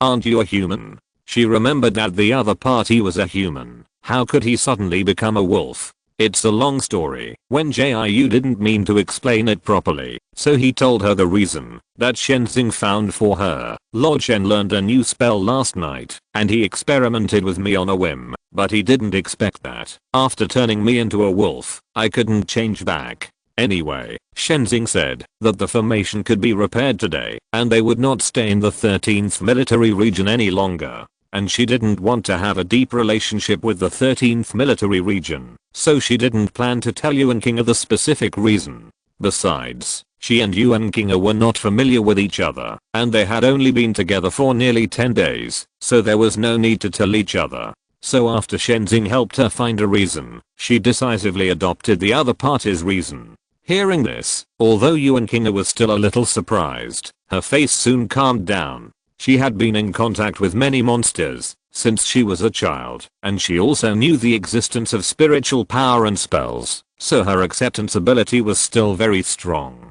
Besides, since the monsters can turn into humans, why can't humans turn into monsters? so she didn't dwell on this anymore and just boldly went up to touch Wen Jiu, and then she went to the kitchen to make breakfast. Seeing Yu and Kinga go downstairs and leave, Wen Jiu slowly walked to the door of Shen Xing's room, raised his paw and patted it. Kinga, are Miss Ling and Mr. Shen awake? Yuan Zhen always wakes up early, but his legs are not convenient, so he rarely goes upstairs and basically stays on the first floor. He heard Yuan Kinga mumbling earlier, so he walked slowly into the kitchen with his crutches to look for someone. After saying this, the other party replied, while sorting the vegetables, Miss Ling has woken up. I just met her when I came out. As for Mr. Shen, I don't know. Before he could say anything, Yuan Kinga added, oh, by the way, brother, Miss Ling was turned into a wolf by Mr. Shen.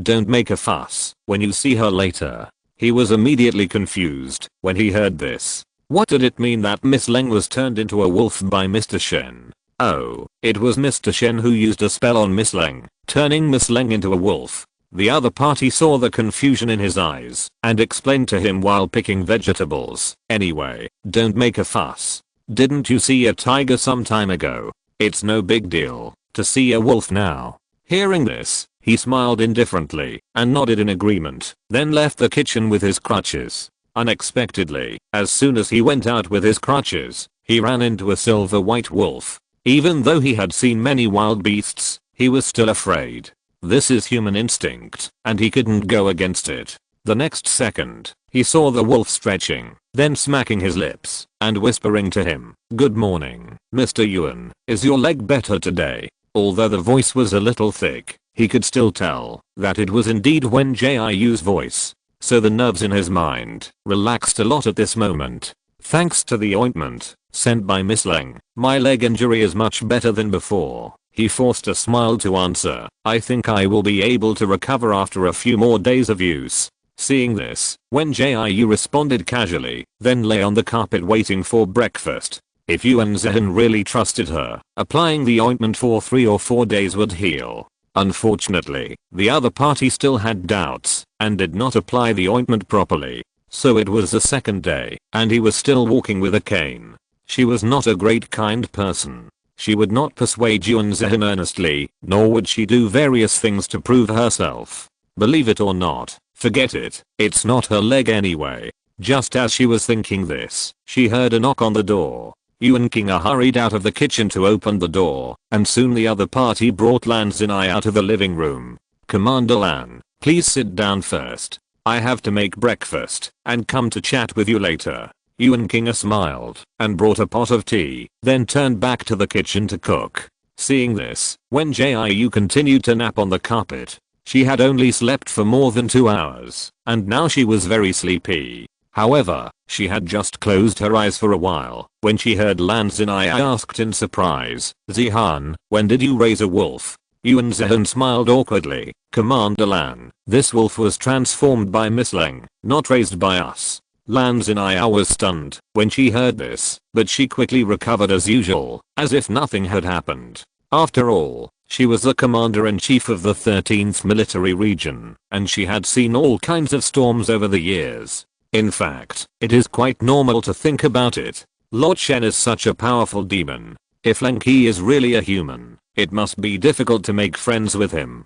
But if Len Qi is a hybrid of demon and human, it will be easier to make friends with him. Chapter 1023 Repairing the Formation 2. Wen Jiu originally thought that Lan Xinai would ask something, but she didn't ask until after breakfast. She just pulled Yuan Zhen to understand the injury. Since Lan Xinai didn't mention it, there was no need for her to make trouble. After being a wolf for half a day, she barely adapted to it. But as a wolf, she couldn't sit at the table and eat with everyone. She asked Yuan Kinga to pick up some food on the plate and put it on the ground for her to eat. Being a wolf is different from being a human. Not to mention that she can only eat breakfast downstairs. Let's take the matter of eating. She could eat 3 or 4 buns in one bite, which used to take 4 or 5 bites for her. Therefore, Yuan Kinga went to the kitchen to steam 2 baskets while eating, just for her to eat as much as she wanted. To be honest, this is the first time she has felt the joy of being fed in all these years. It seems that being a wolf doesn't taste bad. Just as she was thinking this, Shenzing said in a very disappointed tone, "Why do you eat like a dog, demon? Point, big brother. Don't talk about the second brother. You are not very elegant." Wen Jiu was really speechless about Shenzing's moody temper. After hearing what she said, the other party silently put down the bowl of porridge, stood up and sat on the sofa with an unhappy look. Seeing this, she was too lazy to ask more questions, and just continued to eat the buns on the plate. After she swept away the buns, she stretched comfortably, and lay back in her previous position. At this time, everyone had almost finished eating, and Lan Zinai smiled and looked at Shenzing and asked, "Mr. Shen, are we going to continue digging crystals today?" Although she didn't know what the other party was going to use to dig crystals, the 13th military region had no other choice at the moment, and could only pin their hopes on these two strangers. She did have plans to move the base, but she still didn't want to leave from the bottom of her heart. On the one hand, it was because this was her hometown, and she had lived here since she was a child. On the other hand, due to the special nature of the 13th military district, once they return to the public eye, they will no longer be able to live a peaceful and ordinary life. What awaits them is only endless wars and endless conspiracies. "We still have to dig," Shenzing answered calmly with his eyes closed. "I will tell you all the places later. You ask people to dig out the crystals buried below. Then I will put the new crystals in and reset the moon shadow formation for you." Hearing this, Lan Zinai couldn't help but ask in surprise, "Mr. Shen, can you rearrange the formation?" The best situation she thought of before was to repair the formation and make the formation protecting the 13th military district work for a few more days, so that they have more time to find a new headquarters base. Although she didn't understand the formation, she could hear from Shenzing's words that the formation protecting the 13th military district itself had problems. Even if a spiritual treasure was found to repair it, it would not be able to operate for a long time. Therefore, she thought a lot last night and finally decided to move the base. "I just don't know if they can still find a place to hide." I didn't expect that Shenzing would give her such a big surprise today. He was actually willing to help the 13th military district rearrange the formation. "Well," Shenzing suddenly opened his eyes, "Miss Leng and I have found all the spiritual treasures we need, so let your men dig crystals during the day, and I will set up the formation for you at sunset." Lan Zinai hurriedly agreed when she heard this, but she suddenly remembered after she agreed. Shenzing had said before that those crystals were used to maintain the operation of the formation. If she took people to dig out all these crystals, wouldn't it be equivalent to destroying the formation protecting the 13th military district? Thinking of this, she asked the doubts in her heart. "Of course, we have to break the old formation before we can set up a new one." Shenzing glanced at her with a look of idiot. "I said it was a new formation, not a repair on the original basis." If someone else looked at her like this, she would definitely punch him. But this person happened to be Shenzing, and she now needed help from him. So she took a deep breath to suppress her dissatisfaction, said goodbye to Shenzing and others, and left. But before she left, she still gave some instructions to the Yuan brothers and sisters. Although she was not as wary of Shenzing and Wen Jiu as before, she still had not figured out the details of these two people and the two demon tribes. After all, she was the commander-in-chief in charge of the entire military region, and she would not completely trust them in a short time. If the situation in the 13th military region was not very critical, she would not have asked the demon tribe for help. After Lan Zinai walked out of the Yuan brothers and sisters house, she did not rush to gather people to dig crystals, but went to the headquarters building to hold an emergency meeting first. The main thing is that to set up a new formation, the old formation must be destroyed. She cannot make the decision on such an important matter alone. "Commander-in-Chief, I suspect that this demon has ulterior motives. When he asked us to dig crystals yesterday, I thought he was very strange. Why does he have to rearrange the formation? Isn't it obvious that he wants to cause some damage? Besides, our original request was to repair the formation. Why did he take the initiative to set up a new formation? Didn't the commander-in-chief make it very clear just now? If we repair the old formation, it will only last for a few decades at most, and then we will need to ask the demons to repair it again.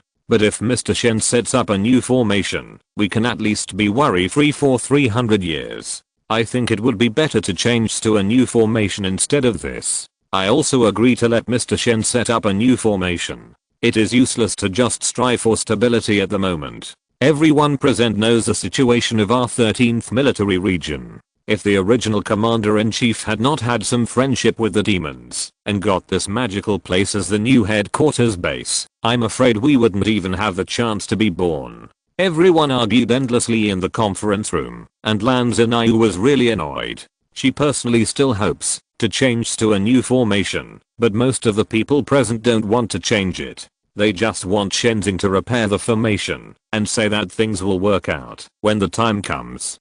To put it bluntly, they don't trust Shenzing, but she has no way to solve this problem. She can only sit in her seat and ponder, thinking about how to solve the current dilemma. At the same time, because she didn't have to go out to do things during the day, when Jiu returned to the room on the second floor, she was so sleepy that she was about to faint. So she fell asleep on the floor, and Zhao Xiangan was very considerate to put it underneath as a pillow so that she could sleep comfortably. When she woke up in the evening, she learned that Lan Zinayu had led people to dig out all the crystals. Chapter 1024 Repairing the Formation 3. Mr. Shen, are you sure you want us to destroy this stele as well? Lan Zinayu was exhausted physically and mentally at this moment. She argued with those stubborn old men for a long time and finally made the decision to change the formation based on the words of the high priest. Then she led her soldiers to dig the soil for a whole day according to the location pointed out by Shenzing, and finally dug out all the crystals before the sunset.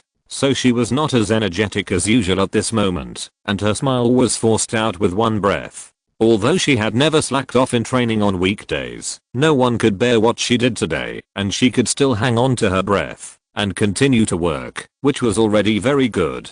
Well, do you see the stone I put next to it? Shenzing said, pointing to the grey-brown stone next to it. This is the spiritual treasure I found to replace the stele. Hearing this, although Lan Zinayu was a little surprised, she still did as the other party said and ordered someone to destroy the stele. Following her order, the mecha that had been parked aside immediately started firing artillery. The stone tablet, which was already full of cracks, shattered instantly. At the same time, the blurry scenery near the border suddenly became extremely clear. Even though she didn't understand the formation, she knew that this meant that the original formation was invalid. Because when the formation was used to protect the 13th military district, the border on the side of the stone tablet was always blurry, as if covered by a layer of mist in front of her eyes. So when she saw the scene in front of her suddenly become clear, she knew that the previous formation was completely invalid.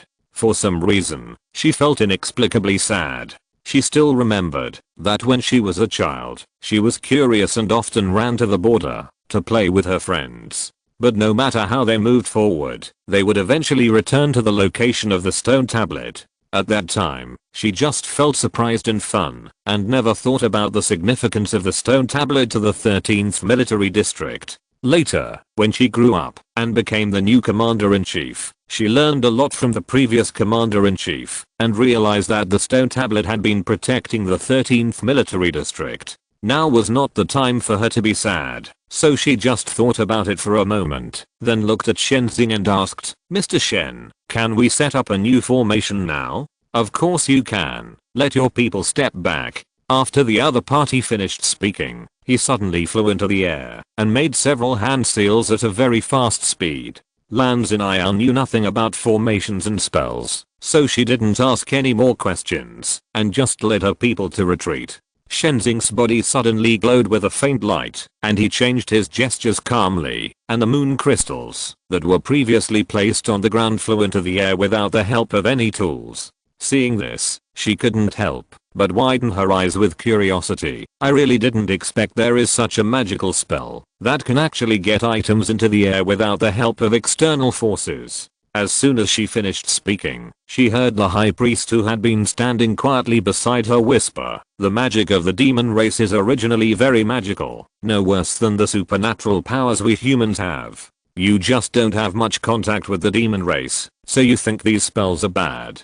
The high priest is right. I will always be in or in the future she still respected the high priest very much, so she didn't refute his words. She did have some small prejudices against the demon race. After all, there is a saying that those who are not of my race must have different hearts. However, she rarely put these prejudices on the surface. At most, she was wary of the different races, but she didn't have a very bad attitude towards the demon race. Besides, the situation of their 13th military region was special. There were no other humans living on this planet, so they had to deal with some demons. Therefore, she could still treat the demons equally, otherwise she would not have strongly advocated that Yuan King bring Shenzing, a demon, back to the base. While she was thinking silently, she suddenly found that the sky had changed drastically. The full moon, that had been hiding behind the dark clouds, suddenly appeared, and the cold moonlight reflected on the moon crystal. One after another, the light purple light suddenly lit up. Such a wonderful picture made people feel awe. But before she could see clearly, a strong wind blew for a while, and she couldn't open her eyes. God of the moon, listen to my prayer. Shenzing's voice suddenly sounded, and the other party's tone was very calm. Borrow the power of the moon to help me complete the formation. Lan Zinai, who originally wanted to open her eyes to take a look, but the wind around her made her powerless. Just as Shenzing's voice fell, she suddenly heard the female voice again. Point moon, please be more visible, and take me away from this noisy world. Moon, please shed more light so that I, who have no place to cry, can hide. This is the hymn that the high priest would lead his men to sing every time a ceremony was held. She didn't think it was strange at first. After all, Mirage River, who was arranging the formation, was also reciting complicated and obscure words. Until she heard the female voice beside her ear, singing that strange word again. Point moon, please show me the way ahead, and bring me the rising sun. Moon, let me pray that you will never fall and illuminate the scorching sun that has existed in the darkness for a long time. Since she became the commander-in-chief, she didn't know how many ceremonies had been held. Even if she couldn't sing that hymn, she had memorized it by heart. So what she could confirm was that this word was not in the original hymn. Just when Lan Zinai was quite confused, she heard the ethereal female voice beside her continue to sing. Point moon, let me pray that you will never fall and illuminate the scorching sun that has long existed in the darkness. The more she listened, the more confused she became, because she didn't understand at all and didn't know what it meant. As the wind around her became weaker and weaker, the female voice beside her also disappeared, as if everything just now was her illusion. The next second, she heard Shenzing coldly say, the formation is done. As long as you don't destroy it artificially, you will have no worries for at least 300 years. When she heard this, she immediately opened her eyes, only to see a brand new stone tablet standing not far away, and the scenery in front of her became blurred again. Seeing this, she couldn't help but bow to Shenzing repeatedly to thank him. You're welcome. The other party refused the courtesy with an indifferent look. Miss Ling and I will leave tonight, so take care of yourself. She was a little dazed when she heard this. She thought Shenzing and Lenki would stay in the 13th military region for a while. I didn't expect that the two demons would leave just after the new formation was set up. Aren't you going to stay for a few more days? She couldn't help but frowned, her eyes full of confusion. We, the 13th military region, haven't thanked you properly yet. Chapter 1025 Return to the Jade Rabbit Clan 1. Although Lan Zinai wanted to keep Wen Jiu and Shenzing for a few more days, Wen Jiu wanted to rush back to the Jade Rabbit Clan to change back into human form, so she resolutely rejected his kindness. Seeing that she and Shenzing were determined to do so, Lan Zinai did not say any more annoying words to keep them, but only said that they were welcome to visit the 13th military region at any time, and they would always be the distinguished guests of the 13th military region in the future. After she said a few polite words to Lan Zinai, she summoned the cute little Xiangan to prepare to leave. In the future, if you want to open the passage to the outside world, you only need to put this crystal into the stone platform at night, and then chant according to the previous ceremony.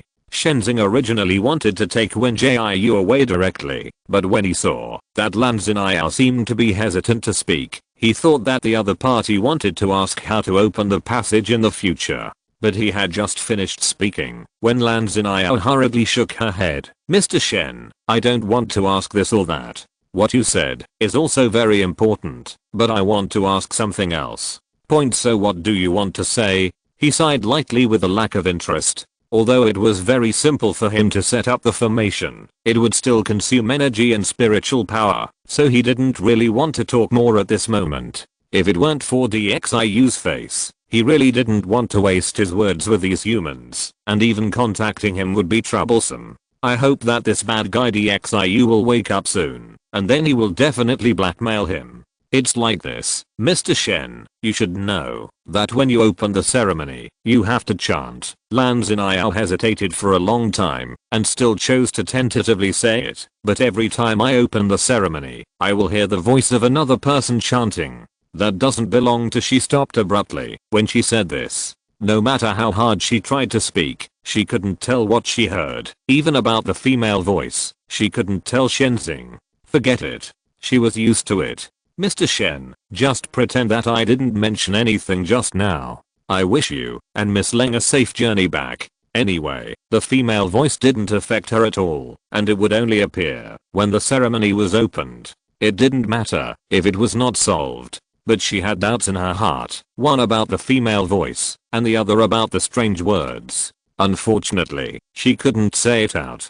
Even if Shenzing was here, he couldn't answer her doubts. After hearing her words, the other party was silent for a moment, and then changed his legs into smoke, as if he didn't want to care about it, and wanted to leave. Seeing this, she didn't say anything more. She wanted to arrange for the soldiers of the military district to see them off, but Shenzing and Wen Jiu's attitude was very obvious, so she gave up the idea tactfully.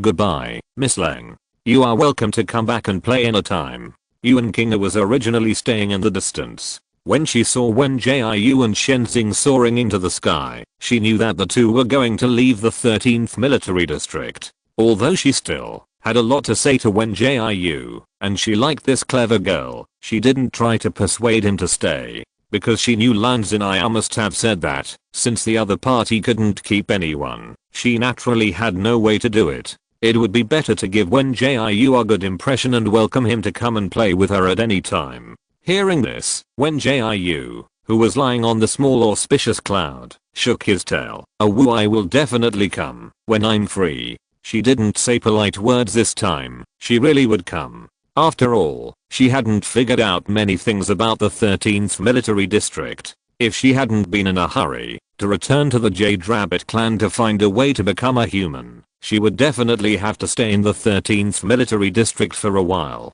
It's a pity. It can only be said that it's a pity. Let's go. I'll open the passage. After throwing the moon shadow crystal to Lan Zinao, Shenzing immediately disappeared into the night sky with Wen Jiu. He left that piece of moon shadow crystal and gave it to the 13th military district as a key. Opening a passage is like opening a door. You need a key to open the door. As for the previous piece of moon shadow crystal, just like the excavated crystal, he put it into the magic weapon for storage, intending to take it back and put it in Shangle Hall as a decoration. It can be said that waste is recycled. Old Shen, why don't you let Sister Lan open the passage? When Jiu once again experienced the world spinning, don't you feel dizzy jumping into the vortex? Hearing this, Shenzing couldn't help but sneer. It's a waste of time to wait for them to open it. It's better for me to take you out directly. He was still very familiar with the moon shadow formation, and naturally knew how troublesome it was to open a passage. Although after he reset the formation, the 13th military region would no longer have to wait until the full moon night to open the formation in the future, but the process still had to be followed. He didn't have the time to wait, so he chose the simplest and fastest way. That is to find the weak point of the formation, and then open a new passage to leave. Of course, this is something that ordinary people can't do. Only he who has studied the formation to perfection can open a passage without destroying the formation. Okay, you're the eldest brother, so what you said is right. When Jiu was too lazy to argue. By the way, what did Sister Lan want to talk to you about just now? She had seen Lan Zinao talking to Shenzing before, but after just a few words, the former showed a frustrated look on her face. After saying that, Shenzing yawned lazily. Nothing. She was just hit by a silence spell. Silence spell. She had never heard of such a spell. Did it turn her into a mute? It doesn't seem like it. She could draw a spell that could make people speechless, but that kind of spell had a certain time limit, and it would only work after being pasted. But when she observed Lan Xin'ai before, she didn't see any talismans on the other party. Hearing this, Shenzing replied half helplessly and half compromisingly, the silence spell is a spell that prohibits others from saying certain things. Simply put, if you talk to someone about some secrets, and then you are worried that this person will leak these contents, then you can use the silence spell on this person to prevent him from leaking the secrets. Once he is hit by the silence spell, every time he wants to say that part of the content, he will be unable to speak due to the restrictions of the silence spell. Do you understand? He was a little tired at this moment, and he really didn't have the patience to explain too much, so he could only say a lot of things in a simple and rough way. Fortunately, Wen Jiu was smart and didn't continue to ask. She didn't see that Lan Xin'ai was under the spell at all. Could it be because her cultivation level declined too much? She wanted to ask Shenzing about the silence spell again, but when she saw the 3 words "don't talk" written all over his face, she gave up the idea and thought silently. However, what she didn't know was that Xingbo was very lively now, and the topic with her name was on the hot search list and never came down. End of this chapter. Thank you very much for reaching the end. Don't forget to like. Looking for more exclusive content and immediate access? Subscribe to our Patreon. Remember, every like, subscription, or donation encourages us to continue. Thanks to everyone. See you in the next video.